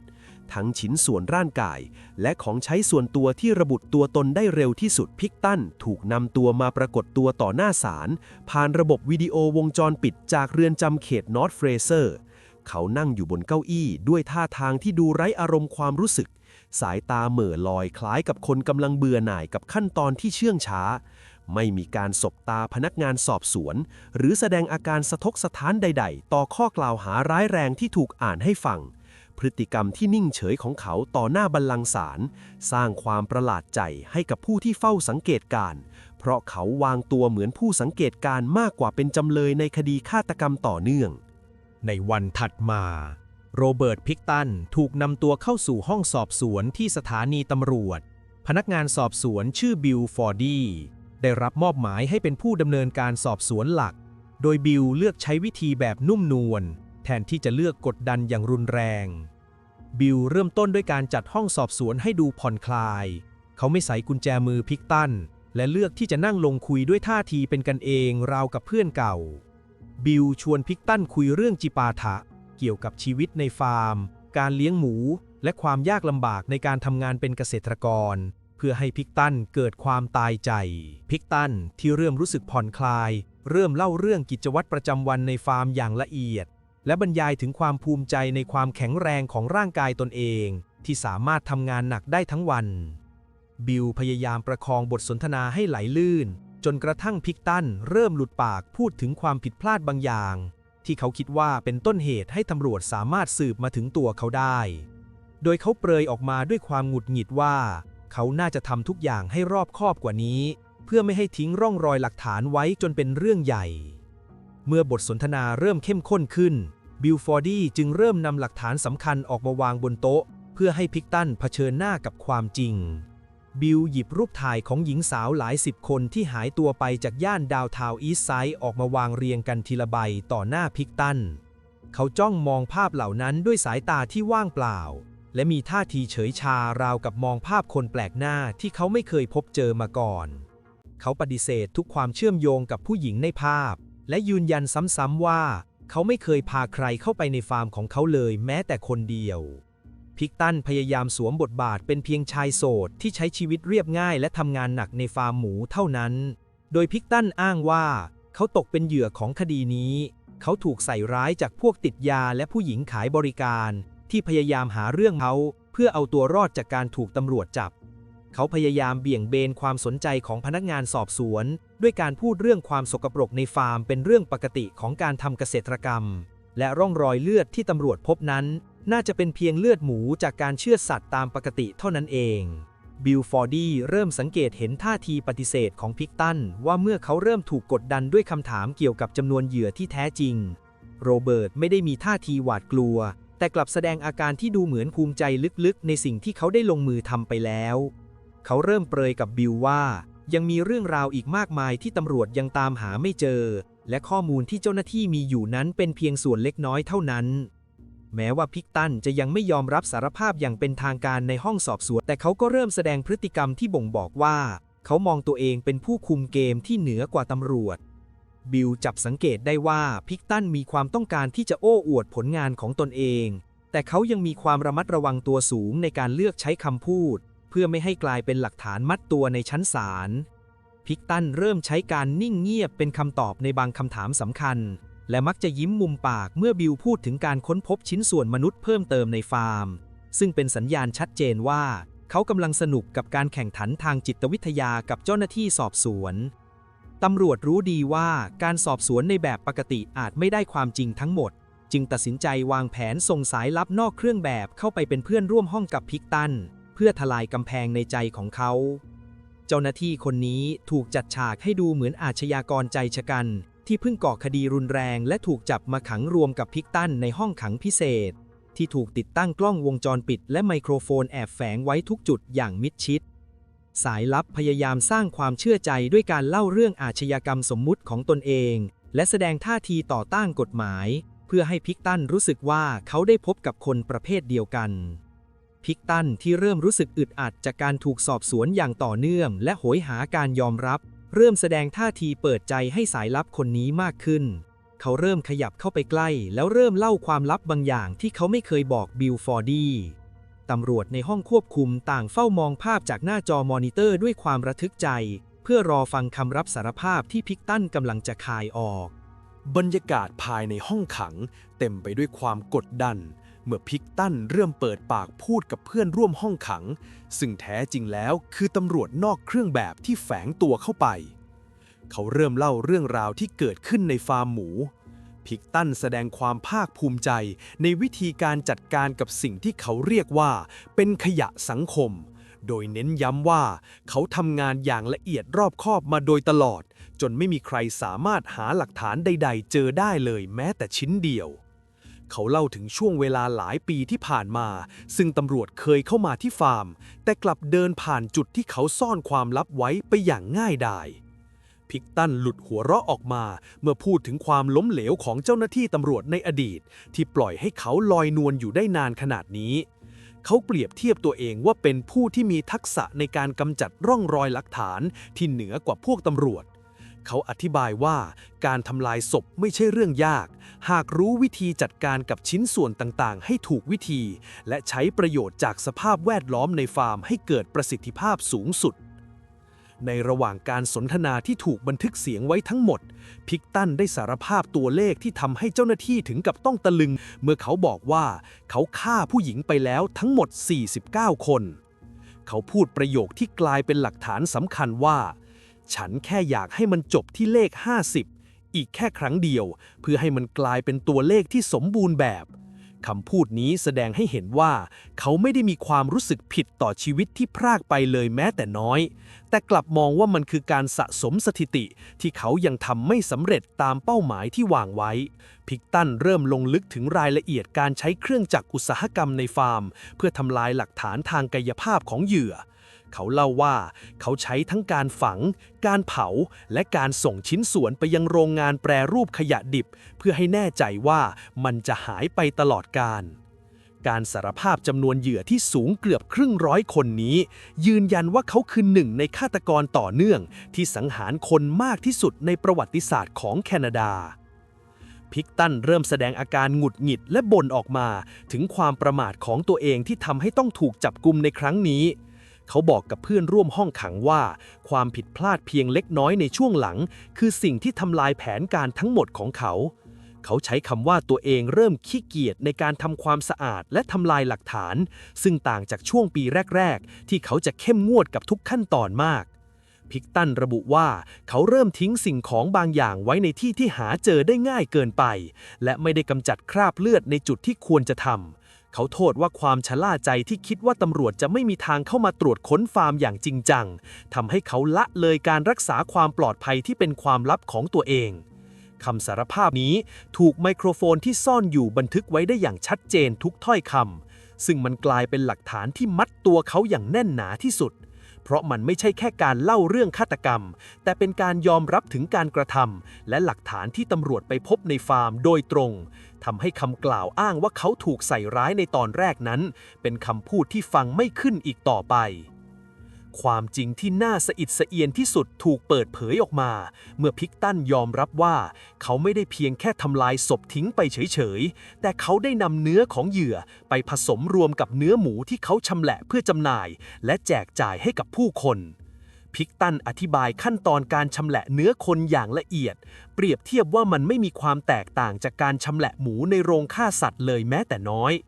เขาเล่าถึงการใช้เครื่องบดเนื้อขนาดใหญ่บดผสมชิ้นส่วนเหล่านั้นเข้าด้วยกันจนไม่สามารถแยกออกด้วยตาเปล่าได้ก่อนจะบรรจุลงหีบห่อเพื่อส่งขายต่อให้โรงงานหรือคนรู้จักพิกตันไม่ได้แสดงความรู้สึกสยดสยองต่อสิ่งที่เขาทำแต่กลับมองว่ามันคือวิธีที่ประหยัดและมีประสิทธิภาพที่สุดในการกำจัดเนื้อส่วนเกินที่เหลือจากการฆ่าความจริงข้อนี้ทำให้การสืบสวนขยายวงกว้างไปสู่การตรวจสอบความปลอดภัยทางอาหารของเนื้อหมูที่ออกไปจากฟาร์มของเขาด้วยซึ่งสร้างความหวาดกลัวไปทั่วทั้งชุมชนที่เคยอุดหนุนผลิตภัณฑ์จากฟาร์มของพิกตันในเดือนมิถุนายนปี 2002 ตำรวจเริ่มต้นเปลี่ยนฟาร์มหมูของพิกตันให้กลายเป็นพื้นที่พิสูจน์หลักฐานที่ใหญ่ที่สุดเท่าที่เคยมีมาในแคนาดาเจ้าหน้าที่ชุดสืบสวนจ้างคนงานและผู้เชี่ยวชาญด้านโบราณคดีและนิติวิทยาศาสตร์กว่า 100 คนเพื่อเข้ามารับหน้าที่คัดแยกดินทุกตารางนิ้วในพื้นที่ฟาร์มขนาดใหญ่ดินปริมาณมหาศาลถูกขุดขึ้นมาแล้วลำเลียงผ่านเครื่องจักรตะแกรงร่อนขนาดใหญ่เพื่อกรองเอาสิ่งแปลกปลอมออกอย่างละเอียดเจ้าหน้าที่ต้องสวมชุดป้องกันมิดชิดและคอยสังเกตดูเศษซากที่ค้างอยู่บนสายพานเพื่อค้นหาเศษกระดูกชิ้นเล็กๆหรือฟันมนุษย์ที่อาจหลงเหลืออยู่จากการถูกทำลายด้วยฝีมือของพิกตันงบประมาณที่ใช้ในปฏิบัติการครั้งนี้ใช้เงินจำนวนมากถึงหลาย10 ล้านดอลลาร์จนกลายเป็นการสืบสวนคดีอาชญากรรมที่สิ้นเปลืองงบประมาณมากที่สุดในประวัติศาสตร์ของประเทศเมื่อการขุดค้นดำเนินไปได้ไม่นานผลการตรวจสอบทางนิติวิทยาศาสตร์จากห้องแลบเริ่มทยอยส่งกลับมาและยืนยันถึงความสยดสยองที่เกิดขึ้นในที่แห่งนี้อย่างต่อเนื่อง DNA ของหญิงสาวหลายคนที่เคยมีชื่ออยู่ในบัญชีคนหายจากย่านดาวน์ทาวน์อีสต์ไซด์ถูกตรวจพบกระจายอยู่ตามจุดต่างๆทั่วฟาร์มทั้งในดินโคลนและซากปฏิกูลหลักฐานชิ้นสำคัญที่ตอกย้ำความโหดเหี้ยมคือการค้นพบชิ้นส่วนกะโหลกศีรษะมนุษย์ที่ถูกตัดแบ่งครึ่งซุกซ่อนอยู่ภายในถังน้ำมันเก่าและภาชนะเก็บของที่วางทิ้งไว้ในบริเวณโรงนาเมื่อเจ้าหน้าที่เปิดฝาถังออกกลับพบชิ้นส่วนเหล่านั้นปนอยู่กับเศษขยะและวัตถุพยานอื่นๆ การค้นพบนี้ทำให้เห็นชัดเจนว่าฟาร์มแห่งนี้ไม่ได้เป็นเพียงที่พำนักของพิกตันแต่มันคือสุสานขนาดใหญ่ที่ซุกซ่อนร่างของเหยื่อจำนวนมากเอาไว้มานานหลายปีโดยที่ไม่มีใครเคยเอะใจสงสัยความคืบหน้าของการสืบสวนขยายวงไปถึงเครื่องจักรที่พิกตันใช้ในงานเกษตรกรรมและโรงฆ่าสัตว์ส่วนตัวเครื่องบดเนื้อขนาดใหญ่และเครื่องย่อยกิ่งไม้ถูกเจ้าหน้าที่ยกออกไปตรวจสอบอย่างละเอียดที่ห้องนิติเวชทีละชิ้นส่วนด้วยความระมัดระวังเมื่อผู้เชี่ยวชาญทำการผ่าพิสูจน์กลไกภายในเครื่องจักรและใช้สารเคมีชนิดพิเศษเพื่อตรวจหาคราบเลือดที่อาจฝังลึกอยู่ในซอกเล็กๆหรือตามฟันเฟืองที่การล้างทำความสะอาดทั่วไปไม่สามารถเข้าถึงได้พวกเขาสามารถสกัด DNA ออกมาจากเศษเนื้อเยื่อและคราบเลือดที่ติดค้างอยู่ตามใบมีดได้สำเร็จความสยดสยองยิ่งทวีคูณขึ้นเมื่อผลการตรวจทาง DNA ระบุว่ามีร่องรอยของเหยื่อมากกว่า20คนรวมกันอยู่ในเครื่องจักรเพียงไม่กี่เครื่องนี้และหลักฐานเหล่านี้บ่งบอกถึงวิธีการกำจัดร่างของเหยื่อที่พิกตันใช้อย่างเป็นระบบเพื่อทำลายหลักฐานที่ระบุตัวตนได้ให้กลายเป็นเพียงเศษซากที่ไร้รูปร่างปฏิบัติการขุดค้นที่ฟาร์มหมูแห่งนี้กินเวลานานต่อเนื่องเกือบ2 ปีจึงจะเสร็จสิ้นภารกิจทั้งหมดในเดือนพฤศจิกายนปี 2003 สภาพแวดล้อมที่เลวร้ายจากการทำงานท่ามกลางกลิ่นเหม็นเน่าของซากสัตว์และสิ่งปฏิกูลที่ทับถมกันมานานหลายปีสร้างความตึงเครียดให้กับทีมงานทุกคนอย่างมหาศาลเจ้าหน้าที่หลายคนเริ่มมีสภาวะเครียดสะสมและได้รับผลกระทบทางจิตใจอย่างรุนแรงจากการที่ต้องเผชิญกับชิ้นส่วนมนุษย์ในสภาพที่น่าสยดสยองและได้รับรู้ถึงความทรมานของเหยื่อผ่านหลักฐานที่ขุดขึ้นมาได้จนทำให้กลุ่มตำรวจต้องจัดทีมจิตแพทย์เข้ามาดูแลและทำกลุ่มบำบัดให้กับทีมชุดนี้อย่างใกล้ชิดเมื่อภารกิจสิ้นสุดลงพื้นที่ฟาร์มที่เคยเป็นอาคารและโรงนาถูกรื้อถอนจนเหลือแต่ที่ว่างเปล่าทิ้งไว้เพียงบาดแผลทางจิตใจของทีมขุดค้นและร่องรอยของการฆาตกรรมที่สยดสยองและสั่นคลอนความรู้สึกของคนไปทั่วโลกหลังการขุดค้นครั้งใหญ่ในปี 2005 ถึงปี 2006 ยิ่งเวลาผ่านไปนานเท่าไหร่จำนวนรายชื่อเหยื่อในสำนวนฟ้องก็ยิ่งทวีคูณขึ้นตามจำนวนชิ้นส่วนมนุษย์ที่ถูกขุดพบจากใต้ดินและในถังพลาสติกอัยการทยอยยื่นฟ้องเพิ่มจาก2 คดีเป็น15 คดีและในที่สุดก็พุ่งสูงถึง26 คดีเมื่อผลตรวจ DNA จากห้องแลบทยอยยืนยันตัวตนของผู้สูญหายแต่ละคนการประกาศรายชื่อเหยื่อทีละคนต่อหน้าสาธารณชนกลายเป็นช่วงเวลาที่ตึงเครียดที่สุดครอบครัวของหญิงสาวที่หายตัวไปเข้ามารวมตัวกันจนแน่นห้องพิจารณาคดีเมื่อชื่อของลูกสาวหรือพี่น้องของพวกเขาถูกอ่านออกมาเป็นหนึ่งในบัญชีรายชื่อผู้ตายเสียงสะอื้นและน้ำตาก็เริ่มปกคลุมไปทั่วบริเวณบางคนถึงกับกลั้นไม่อยู่เมื่อต้องยอมรับความจริงว่าบุคคลอันเป็นที่รักไม่ได้หายสาบสูญไปเฉยๆแต่อยู่ในสภาพเศษซากที่พบในฟาร์มหมูรายชื่อที่ยาวเหยียดนี้ทำให้โรเบิร์ตกลายเป็นฆาตกรที่ถูกตั้งข้อหาฆาตกรรมจำนวนมากที่สุดในประวัติศาสตร์แคนาดาในขณะนั้นเพื่อให้การพิจารณาคดีดำเนินไปได้โดยไม่ติดขัดและไม่ให้คณะลูกขุนเกิดความสับสนจากพยานหลักฐานจำนวนมหาศาลผู้พิพากษาเจมส์วิลเลียมส์จึงตัดสินใจแยกการพิจารณาคดีออกเป็น2 ชุดใหญ่ชุดแรกถูกจำกัดไว้ที่เหยื่อ6 รายได้แก่เซรีนาอบอตสเวย์โมนาวิลสันแอนเดรียโจสเบอรี่มานี่เฟรย์จอร์จิน่าพาปินและเบรนดาวูฟซึ่งเป็นกลุ่มแรกที่ทีมสอบสวนมีหลักฐานทางนิติวิทยาศาสตร์มัดตัวได้อย่างแน่นหนาที่สุดส่วนคดีของเหยื่อที่เหลืออีก20 รายถูกสั่งแขวนไว้ชั่วคราวเพื่อรอผลการตัดสินจากคดีชุดแรกการแยกคดีเช่นนี้ทำให้ฝ่ายอัยการสามารถมุ่งเน้นไปที่จุดแข็งที่สุดของพยานหลักฐานได้ง่ายขึ้น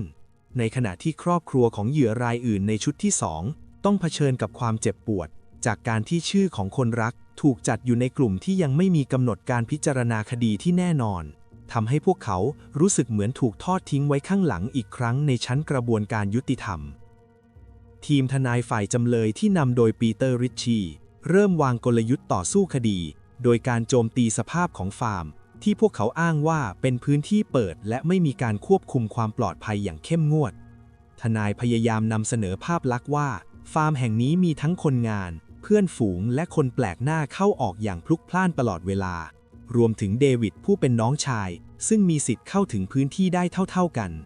พวกเขาตั้งข้อสงสัยว่าหลักฐานที่พบอาจถูกจัดฉากหรือนำมาทิ้งไว้โดยฝีมือของคนอื่นเพื่อโยนความผิดให้พิกตันเพียงคนเดียว นอกจากนี้ฝ่ายจำเลยยังพยายามยื่นคำร้องเพื่อคัดค้านการยอมรับคำสารภาพที่พิกตันพูดกับตำรวจนอกเครื่องแบบในห้องขัง โดยอ้างว่าเจ้าหน้าที่ใช้วิธีล่อซื้อคำพูดและกดดันจำเลยที่สติปัญญาต่ำกว่าเกณฑ์ปกติ พวกเขาพยายามอธิบายว่าตัวเลขผู้เสียชีวิต 49 รายที่พิกตันพูดออกมานั้นเป็นเพียงการคุยโวโอ้อวดหรือการพูดไปตามคำชี้นำของเพื่อนร่วมห้องขังที่เป็นสายลับแฝงตัวมาเท่านั้นการพิจารณาคดีประวัติศาสตร์เริ่มต้นขึ้นอย่างเป็นทางการในวันที่ 22 มกราคม ปี 2007 ที่ศาลฎีกาแห่งรัฐบริติชโคลัมเบียในเมืองนิวเวสต์มินสเตอร์ บรรยากาศรอบอาคารศาลเต็มไปด้วยความตึงเครียดเมื่อสื่อมวลชนจากทั่วทุกมุมโลกเดินทางมารวมตัวกันจนแน่นพื้นที่แถลงข่าวตำรวจต้องวางกำลังอารักขาอย่างเข้มงวดและติดตั้งเครื่องตรวจจับโลหะทุกทางเข้าเพื่อป้องกันเหตุรุนแรงที่อาจมาจากญาติของผู้เสียชีวิตที่โกรธแค้น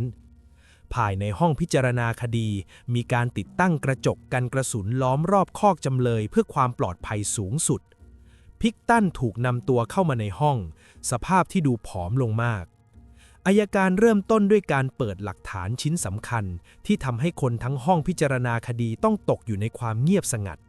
นั่นคือวิดีโอที่แอบบันทึกภาพและเสียงของโรเบิร์ตขณะคุยกับสายลับที่ปลอมตัวเป็นเพื่อนร่วมห้องขังภาพบนจอแสดงให้เห็นว่าพิกตันที่กำลังผ่อนคลายและเล่าเรื่องราวการฆาตกรรมออกมาอย่างเป็นธรรมชาติเสียงของเขายอมรับว่าเขาฆ่าผู้หญิงไปแล้ว 49 คนและเดิมทีเขาวางแผนจะฆ่าให้ครบ 50 คนเพื่อเป็นตัวเลขที่สวยงามแต่ดันมาถูกจับเสียก่อนเมื่อวิดีโอดำเนินไปถึงช่วงที่เขาอธิบายวิธีการกำจัดศพและการทำลายหลักฐานญาติของเหยื่อที่นั่งอยู่ในโซนผู้ฟังพากันก้มหน้าและร้องไห้ออกมาส่วนพิกตันที่นั่งอยู่ในคอกจำเลยจ้องมองภาพตัวเองในวิดีโอด้วยความสนใจราวกับว่าเขากำลังดูภาพยนตร์เรื่องหนึ่งโดยไม่แสดงอาการสะทกสะท้านต่อคำสารภาพที่หลุดออกมาจากปากของเขาเองแม้แต่น้อยในส่วนของการโต้แย้งทางกฎหมายฝ่ายจำเลยพยายามสร้างทฤษฎีว่าพิกตันเป็นเพียงเหยื่อของสถานการณ์โดยอ้างว่าฟาร์มหมูแห่งนี้เป็นสถานที่เปิดที่มีผู้คนเข้าออกพลุกพล่านตลอดเวลาทั้งคนงานพ่อค้าเนื้อและกลุ่มแก๊งมอเตอร์ไซค์ที่มาร่วมงานปาร์ตี้ทนายจำเลยพยายามชี้ให้เห็นว่าใครก็ตามในกลุ่มคนเหล่านั้นสามารถนำชิ้นส่วนศพมาทิ้งไว้ในฟาร์มเพื่อป้ายความผิดให้พิกตันที่เป็นคนซื่อๆและไม่ทันคนแต่อัยการได้โต้กลับอย่างรุนแรงด้วยการนำเสนอหลักฐาน DNA ที่ถูกพบนับไม่ถ้วนโดยเฉพาะในจุดที่เป็นพื้นที่ส่วนตัวเช่นภายในรถที่พิกตันพักอาศัยและในกล่องเก็บของที่ล็อกไว้อย่างดีอัยการชี้ให้เห็นว่าพบเลือดและชิ้นส่วนเนื้อเยื่อของเหยื่อที่หายตัวไปติดอยู่ในเสื้อผ้าที่พิกตันสวมใส่และในเครื่องบดเนื้อส่วนตัวของเขาซึ่งเป็นหลักฐานที่เชื่อมโยงตัวเขาเข้ากับการชำแหละศพโดยตรงและไม่สามารถอ้างได้ว่าเป็นฝีมือของคนนอกที่แอบเอามาทิ้งไว้การโต้แย้งในประเด็นพื้นที่ส่วนตัวนี้ทำให้ข้ออ้างของฝ่ายจำเลยเริ่มมีน้ำหนักไม่พออย่างเห็นได้ชัดต่อสายตาของคณะลูกขุนวันที่ 30 พฤศจิกายน ปี 2007 คณะลูกขุนทั้ง 12 คนถูกเรียกตัวไว้ในห้องประชุมลับท่ามกลางมาตรการรักษาความปลอดภัยที่เข้มงวดเพื่อพิจารณาหลักฐานจำนวนมหาศาลที่ถูกรวบรวมมาตลอดหลายเดือนพวกเขาต้องทบทวนข้อมูลนิติวิทยาศาสตร์อย่างละเอียดทั้งร่องรอย DNA ที่พบในมีดพกเครื่องบดเนื้อขนาดใหญ่ในโรงฆ่าสัตว์และเศษชิ้นส่วนกะโหลกศีรษะที่ถูกพบในถังพลาสติกสีดำการปรึกษาหารือดำเนินไปอย่างยาวนานกว่า 10 วันโดยมีการเรียกขอคำอธิบายเพิ่มเติมจากผู้พิพากษาหลายครั้งเกี่ยวกับคำนิยามของการฆาตกรรมแบบวางแผนล่วงหน้าสมาชิกลูกขุนบางคนถึงกับมีอาการเครียดสะสมจากการต้องดูภาพถ่ายความโหดเหี้ยมซ้ำไปซ้ำมาบรรยากาศด้านนอกศาลฎีกาแห่งรัฐบริติชโคลัมเบียเต็มไปด้วยความกดดันและความเครียดครอบครัวของเหยื่อสาวที่หายตัวไปต่างมารวมตัวกันเฝ้ารอผลตัดสินพวกเขามายืนเกาะกลุ่มกันเพื่อส่งเสียงกดดันเข้าไปในห้องพิจารณาคดีทุกครั้งที่เจ้าหน้าที่ศาลเดินออกมาทุกคนจะตกอยู่ในความเงียบงันเพื่อรอฟังว่ามีสัญญาณของการลงมติสิ้นสุดลงแล้วหรือไม่แต่ละวันผ่านไปโดยไม่มีคำตอบยิ่งทำให้ความหวังและความกังวลของคนในสังคมยิ่งเพิ่มสูงขึ้นในบ่ายวันที่ 9 ธันวาคม ปี 2007 เมื่อเสียงระฆังแจ้งเตือนว่าคณะลูกขุนได้ข้อสรุปแล้วโรเบิร์ต พิกตันถูกนำตัวมานั่งในคอกจำเลยโดยมีเจ้าหน้าที่ตำรวจล้อมรอบ หัวหน้าคณะลูกขุนยืนขึ้นก่อนจะเริ่มอ่านคำตัดสินสำหรับข้อหาฆาตกรรมเหยื่อทั้ง 6 รายในชุดแรกผลการตัดสินปรากฏว่าเขามีความผิดจริงในข้อหาฆาตกรรมแต่คณะลูกขุนลดระดับความผิดลงมาเป็นฆาตกรรมระดับที่ 2 ทั้งหมดซึ่งหมายถึงคณะลูกขุนเชื่อว่าเขาเป็นคนลงมือฆ่าจริงแต่หลักฐานยังไม่เพียงพอที่จะพิสูจน์ว่ามีการเตรียมการและวางแผนมาอย่างรอบคอบล่วงหน้าในทางเทคนิคกฎหมายทันทีที่สิ้นคำประกาศญาติของเหยื่อหลายคนในห้องพิจารณาคดีถึงกับกลั้นน้ำตาไว้ไม่อยู่บางคนส่งเสียงร้องไห้ด้วยความเจ็บปวดและไม่พอใจที่ฆาตกรที่ฆ่าคนอย่างต่อเนื่องมานานหลายปีกลับไม่ได้รับโทษในระดับสูงสุดที่แสดงถึงความตั้งใจทำลายชีวิตผู้อื่นอย่างโหดร้ายและทารุณพวกเขามองว่าการกระทำของพิกตันที่พบในฟาร์มหมูทั้งการเตรียมเครื่องมือบดทำร้ายศพและการลวงเหยื่อไปสังหารนั้นชัดเจนเกินกว่าจะเป็นเพียงการตายที่ไม่ได้วางแผนไว้แต่คณะลูกขุนกลับมองในมุมที่ต่างออกไปเนื่องจากไม่มีพยานบุคคลเห็นเหตุการณ์ขณะเตรียมการฆ่าในแต่ละรายวันที่ 11 ธันวาคม ปี 2007 หลังจากรับฟังคำวินิจฉัยของคณะลูกขุนและผู้พิพากษาเจมส์วิลเลียมส์ได้อ่านคำพิพากษาบทลงโทษโดยตัดสินให้โรเบิร์ตพิกตันถูกจำคุกตลอดชีวิตโดยกำหนดให้เขาต้องรับโทษในเรือนจำไปอย่างน้อย25 ปีเต็มก่อนจะได้รับสิทธิ์ในการยื่นขอทันบนและผู้พิพากษาใช้ถ้อยคำแถลงที่รุนแรงต่อหน้าโรเบิร์ตพิกตันโดยประณามว่าการกระทำของเขานั้นเป็นการฆาตกรรมหมู่ที่โหดเหี้ยมเกินกว่าจะจินตนาการได้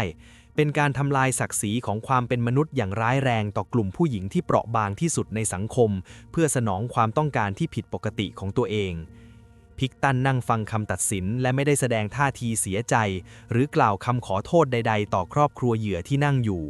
เมื่อการพิจารณาสิ้นสุดลงเขาถูกเจ้าหน้าที่คุมตัวใส่กุญแจมือและพาเดินออกจากห้องพิจารณาคดีไปทันทีเพื่อมุ่งหน้าสู่เรือนจำที่มีการรักษาความปลอดภัยระดับสูงสุดทิ้งไว้เพียงเสียงสะอื้นและความแค้นใจของครอบครัวเหยื่อที่ต้องใช้ชีวิตอยู่กับความสูญเสียไปตลอดกาลในวันที่ 4 สิงหาคม ปี 2010อัยการของรัฐได้ตัดสินใจแถลงการที่สร้างแรงกระเพื่อมไปทั่วสังคม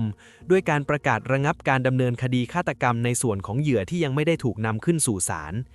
พวกเขาให้เหตุผลทางยุทธศาสตร์กฎหมายว่าเนื่องจากโรเบิร์ตพิกตันได้รับโทษจำคุกตลอดชีวิตและต้องติดคุกนานถึง25 ปีไปแล้วการเปิดการพิจารณาคดีชุดที่ 2ซึ่งอาจต้องใช้เวลาอีกนานหลายปีและต้องใช้งบประมาณมหาศาลกว่า$50 ล้านจึงถือเป็นเรื่องที่ไม่มีความจำเป็นต้องเพิ่มเติมอีกเพราะไม่ว่าผลการตัดสินจะออกมาเป็นอย่างไรโทษที่พิกตันได้รับอยู่ก็คือบทลงโทษสูงสุดเท่าที่กฎหมายจะลงโทษเขาได้จริงในทางปฏิบัติการตัดสินใจนี้สร้างความไม่พอใจอย่างมากกับครอบครัวของเหยื่ออีก20 รายที่ชื่อของลูกหลานยังไม่ได้รับคำตัดสินอย่างเป็นทางการในชั้นศาลพวกเขารู้สึกเหมือนรัฐได้ทอดทิ้งเหยื่อเหล่านั้นไปเพียงเพราะเหตุผลทางด้านการเงินและความยุ่งยากทางกระบวนการแต่อัยการยืนยันว่าการยุติคดีนี้จะช่วยให้ครอบครัวไม่ต้องทนทุกข์กับการต้องฟังรายละเอียดการตายที่น่าสยดสยองที่ซ้ำซากและเป็นการปิดฉากคดีนี้ลงอย่างถาวรเพื่อให้สังคมเริ่มก้าวผ่านเหตุการณ์นี้ไปเสียทีโรเบิร์ตพิกตันถูกส่งตัวเข้าไปใช้ชีวิตที่เหลืออยู่ในเรือนจำเคนต์ซึ่งเป็นเรือนจำที่มีการรักษาความปลอดภัยเข้มงวดที่สุดในรัฐบริติชโคลัมเบียเจ้าหน้าที่เรือนจำตัดสินใจแยกเขาออกไปขังเดี่ยวในแดนกักกันพิเศษเพื่อความปลอดภัยของตัวเขาเองเนื่องจากนักโทษคนอื่นๆในเรือนจำต่างพยายามหาโอกาสลอบทำร้ายฆาตกรต่อเนื่องรายนี้อยู่ตลอดเวลาภายในกรงขังแคบๆพิกตันใช้ชีวิตอย่างโดดเดี่ยวเขาไม่เคยยอมเปิดเผยข้อมูลเพิ่มเติมเกี่ยวกับรายชื่อเหยื่ออีกหลาย10 คนที่เขาเคยอ้างว่าลงมือฆ่าทิ้งไปก่อนหน้านี้ความเงียบของเขาสร้างความโกรธแค้นให้กับครอบครัวผู้สูญเสียที่ยังคงรอคอยความจริงเกี่ยวกับร่างของคนที่พวกเขารักพฤติกรรมที่ดูไม่สะทกสะท้านและไร้ความสำนึกผิดทำให้เขากลายเป็นบุคคลที่ถูกเกลียดชังมากที่สุดในระบบเรือนจำของแคนาดาที่ดินฟาร์มหมูบนถนนโดมิเนียนซึ่งเคยเป็นจุดเกิดเหตุฆาตกรรมต่อเนื่องถูกสั่งรื้อถอนจนไม่เหลือซากโรงเชือดสัตว์ที่เต็มไปด้วยคราบเลือดและอาคารไม้ที่เป็นที่ตั้งของพิกกี้พาเลสถูกรื้อออกไปจนราบคาบพื้นที่ดินที่เคยถูกขุดลึกเพื่อค้นหาเศษกระดูกถูกนำมาปรับสภาพหน้าดินใหม่และล้อมด้วยรั้วลวดหนามสูงชันเพื่อป้องกันไม่ให้ใครเข้าไปในพื้นที่แห่งความตายนี้ได้อีก ความพยายามลบล้างร่องรอยของฟาร์มหมูพิกตันออกจากแผนที่เมืองพอร์ตโคควิดแลมไม่ได้ช่วยให้ความทรงจำของชาวเมืองจางหายไปพื้นที่รกร้างว่างเปล่าแห่งนี้ยังคงตั้งอยู่ท่ามกลางชุมชนที่ขยายตัวขึ้นเรื่อยๆเป็นเครื่องเตือนใจถึงเหตุการณ์สยดสยองที่เคยเกิดขึ้นในอดีตในย่านดาวน์ทาวน์อีสต์ไซด์ซึ่งเป็นจุดที่ผู้หญิงจำนวนมากหายตัวไปได้มีการจัดสร้างสวนรำลึกและติดตั้งแผ่นป้ายจารึกชื่อของเหยื่อทุกคนเพื่อย้ำเตือนว่าพวกเธอเคยมีตัวตนอยู่บนโลกนี้ในทุกวันที่ 14 กุมภาพันธ์ของทุกปีกลุ่มญาติผู้เสียชีวิตและชาวเมืองจะออกมารวมตัวกันเดินขบวนรำลึกเพื่อเรียกร้องความยุติธรรมและย้ำเตือนไม่ให้สังคมทอดทิ้งผู้หญิงที่ใช้ชีวิตอยู่ในเงามืดของเมืองอีกต่อไปกิจกรรมนี้กลายเป็นสัญลักษณ์ของการเปลี่ยนแปลงที่ทำให้หน่วยงานรัฐและตำรวจเริ่มหันมาตระหนักถึงความปลอดภัยของกลุ่มหญิงขายบริการและคนไร้บ้านมากขึ้นมีการปรับปรุงมาตรการรับแจ้งความที่รวดเร็วขึ้นและไม่มีการเลือกปฏิบัติเหมือนในอดีตการถูกฆาตกรรมอย่างโหดเหี้ยมในฟาร์มหมูได้กลายเป็นบทเรียนสำคัญที่บังคับให้สังคมแคนาดาต้องหันกลับมามองและปกป้องกลุ่มคนที่เปราะบางที่สุดในชุมชนอย่างจริงจังในปี 2016 โรเบิร์ต พิกตันพยายามสร้างความสั่นสะเทือนอีกครั้งด้วยการลักลอบส่งบันทึกที่เขาเขียนในคุกออกไปข้างนอกผ่านทางนักโทษคนหนึ่งเพื่อนำไปตีพิมพ์เป็นหนังสือเล่มนี้พยายามแก้ตัวและปฏิเสธความผิดทั้งหมดโดยอ้างว่าเขาเป็นเพียงแพะรับบาปในคดีนี้เมื่อหนังสือถูกนำไปวางขายบนเว็บไซต์ Amazon สาธารณชนทั่วแคนาดาต่างแสดงความโกรธแค้นและออกมาประท้วงอย่างรุนแรงครอบครัวของเหยื่อมองว่านี่คือการเหยียดผู้ตายซ้ำเพื่อหาผลประโยชน์ส่วนตัวและแรงกดดันอย่างมหาศาลทำให้บริษัทต้องถอดหนังสือนี้ออกจากระบบภายในเวลาไม่กี่ชั่วโมงรัฐบาลท้องถิ่นรีบใช้อำนาจตามกฎหมายเพื่อยึดผลประโยชน์ทั้งหมดที่อาจเกิดขึ้นจากการขายหนังสือเล่มนี้พิกตันถูกสั่งลงโทษทางวินัยอย่างหนักในเรือนจำและถูกตัดขาดจากการติดต่อสื่อสารกับโลกภายนอกชั่วคราวความทะเยอทะยานของเขาที่จะมีชื่อเสียงจบลงด้วยความล้มเหลวและทิ้งให้เขากลายเป็นเพียงนักโทษแก่ที่รอวันตายในห้องขังเพียงลำพังเดือนมิถุนายน ปี 2018 พิกตันถูกส่งตัวย้ายจากเรือนจำเคนต์ไปยังเรือนจำพอร์ตคาร์เทียมณฑลคิวเบกด้วยเหตุผลที่ว่าเพื่อความปลอดภัยของตัวพิกตันเองเขาถูกกลั่นแกล้งและรังแกอย่างหนักมากจากนักโทษกลุ่มอื่นครอบครัวของเหยื่อต่างไม่พอใจเมื่อทราบข่าวนี้โดยหลายคนพูดตรงๆว่าชายที่ฆ่าชีวิตคนรักของพวกเขาไปไม่สมควรได้รับการคุ้มครองใดๆเลยแม้แต่น้อยในช่วงกลางเดือนพฤษภาคมปี 2024 ขณะที่โรเบิร์ต พิกตันกำลังรับโทษจำคุกตลอดชีวิตอยู่ในเรือนจำพอร์ตคาร์เทียเขาถูกนักโทษชายวัย 51 ปีคนหนึ่งลอบทำร้ายอย่างรุนแรงนักโทษรายดังกล่าวใช้ด้ามไม้กวาดที่ถูกเหลาจนแหลมคมเป็นอาวุธพุ่งเข้าจู่โจมพิกตันอย่างรวดเร็วโดยที่เจ้าหน้าที่ไม่ทันระงับเหตุพิกตันถูกแทงเข้าที่บริเวณศีรษะและร่างกายหลายแห่งจนได้รับบาดเจ็บสาหัสและหมดสติไปในที่เกิดเหตุทันทีเจ้าหน้าที่เรือนจำได้รีบนำตัวเขาส่งโรงพยาบาลด้วยเฮลิคอปเตอร์เพื่อเข้ารับการผ่าตัดด่วนพิกตันถูกส่งตัวเข้าห้อง ICU ในสภาพโคม่าและต้องใช้เครื่องช่วยหายใจเพื่อยื้อชีวิตไว้แต่อาการของเขาก็ไม่ดีขึ้นเนื่องจากสมองได้รับความกระทบกระเทือนอย่างหนักจากการถูกทำร้ายในคุกครั้งนี้และในวันที่ 31 มิถุนายน ปี 2024 กรมราชทัณฑ์ของแคนาดาได้ประกาศอย่างเป็นทางการว่าโรเบิร์ต พิกตันเสียชีวิตลงแล้วในวัย 74 ปีที่โรงพยาบาลภายหลังจากการถูกลอบทำร้ายได้เพียงไม่กี่สัปดาห์การตายของเขาเป็นการปิดฉากชีวิตของฆาตกรต่อเนื่องที่ถูกจดจำว่าโหดเหี้ยมที่สุดคนหนึ่งในประวัติศาสตร์แคนาดาลงอย่างถาวรร่างของเขาถูกจัดการอย่างเงียบๆตามระเบียบของกรมราชทัณฑ์และไม่มีการจัดพิธีศพต่อหน้าสาธารณชนเพื่อป้องกันการรวมตัวของฝูงชนครอบครัวของพิกตันไม่ได้ออกมาเคลื่อนไหวหรือเรียกร้องสิทธิใดๆเกี่ยวกับการจัดการร่างของเขาทุกอย่างถูกเก็บเป็นความลับเพื่อไม่ให้สถานที่ฝังศพหรือการทำลายอัฐิกลายเป็นเป้าหมายของการแสดงความโกรธแค้นจากสังคมทางด้านครอบครัวของเหยื่อที่เคยสูญเสียคนรักต่างออกมาแสดงปฏิกิริยาที่หลากหลายต่อข่าวการตายของพิกตันหลายคนรู้สึกโล่งใจที่ฝันร้ายที่กินเวลายาวนานกว่า 20 ปีได้จบสิ้นลงและไม่ต้องกังวลเรื่องการขอทันบนของเขาในอนาคตอีกต่อไปอย่างไรก็ตาม ครอบครัวเหยื่ออีกหลายรายรู้สึกเสียใจและโกรธแค้น เพราะการตายของพิกตันเท่ากับเป็นการตัดโอกาสในการรับรู้ความจริงที่เหลืออยู่ทั้งหมด เขาเสียชีวิตไปโดยที่ไม่เคยสารภาพ หรือบอกตำแหน่งที่ซ่อนศพของเหยื่อรายอื่นๆที่ยังหาไม่พบอีกหลายสิบคน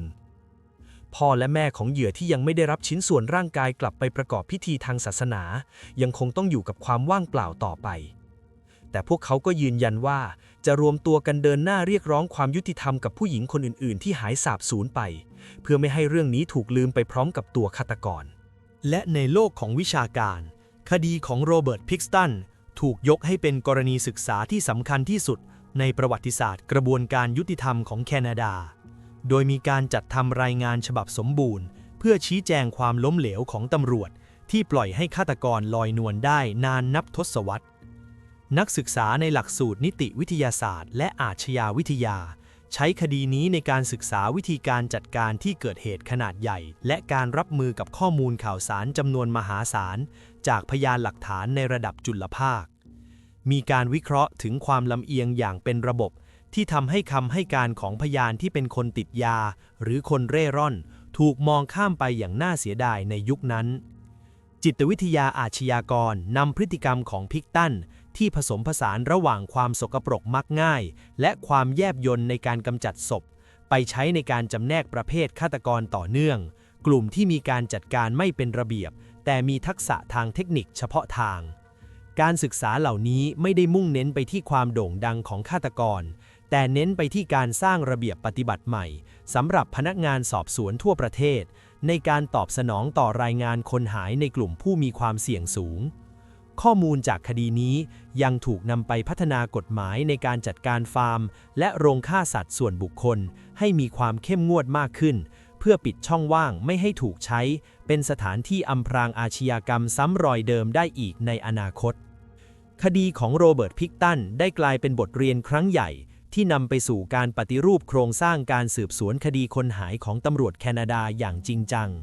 มีการจัดตั้งหน่วยงานเฉพาะกิจและปรับปรุงขั้นตอนการรับแจ้งความโดยให้ความสำคัญกับกลุ่มคนเปราะบางและผู้ที่ทำงานขายบริการทางเพศมากขึ้นเพื่อไม่ให้เกิดช่องว่างจากการเพิกเฉยของเจ้าหน้าที่เหมือนในอดีตชื่อของพิกตันถูกจดจำในฐานะสัญลักษณ์ของความล้มเหลวในระบบยุติธรรมที่ต้องสังเวยชีวิตของผู้บริสุทธิ์จำนวนมากฟาร์มหมูที่เคยเป็นสถานที่เกิดเหตุสยองขวัญถูกรื้อถอนจนเหลือเพียงพื้นที่ว่างเปล่าที่ทิ้งรอยแผลเป็นไว้ในหน้าประวัติศาสตร์อาชญากรรมการเสียชีวิตของเขาจึงไม่ใช่แค่การตายของฆาตกรคนหนึ่งแต่เป็นการย้ำเตือนให้สังคมและหน่วยงานของรัฐต้องตระหนักถึงความปลอดภัยของพลเมืองทุกคนโดยไม่แบ่งแยกชนชั้นหรืออาชีพเพื่อป้องกันไม่ให้ปีศาจแบบเขาเกิดขึ้นได้อีกในอนาคตถ้าคุณชอบเนื้อหาเจาะลึกคดีอาชญากรรมจริงแบบนี้อย่าลืมกดไลค์กดแชร์และที่สำคัญกดติดตามช่องย้อนรอยข่าวดังพร้อมเปิดกระดิ่งแจ้งเตือนไว้ด้วยนะครับจะได้ไม่พลาดคดีใหม่ๆที่เราจะหยิบมาเล่าให้ฟังในคลิปหน้าสำหรับวันนี้สวัสดีครับ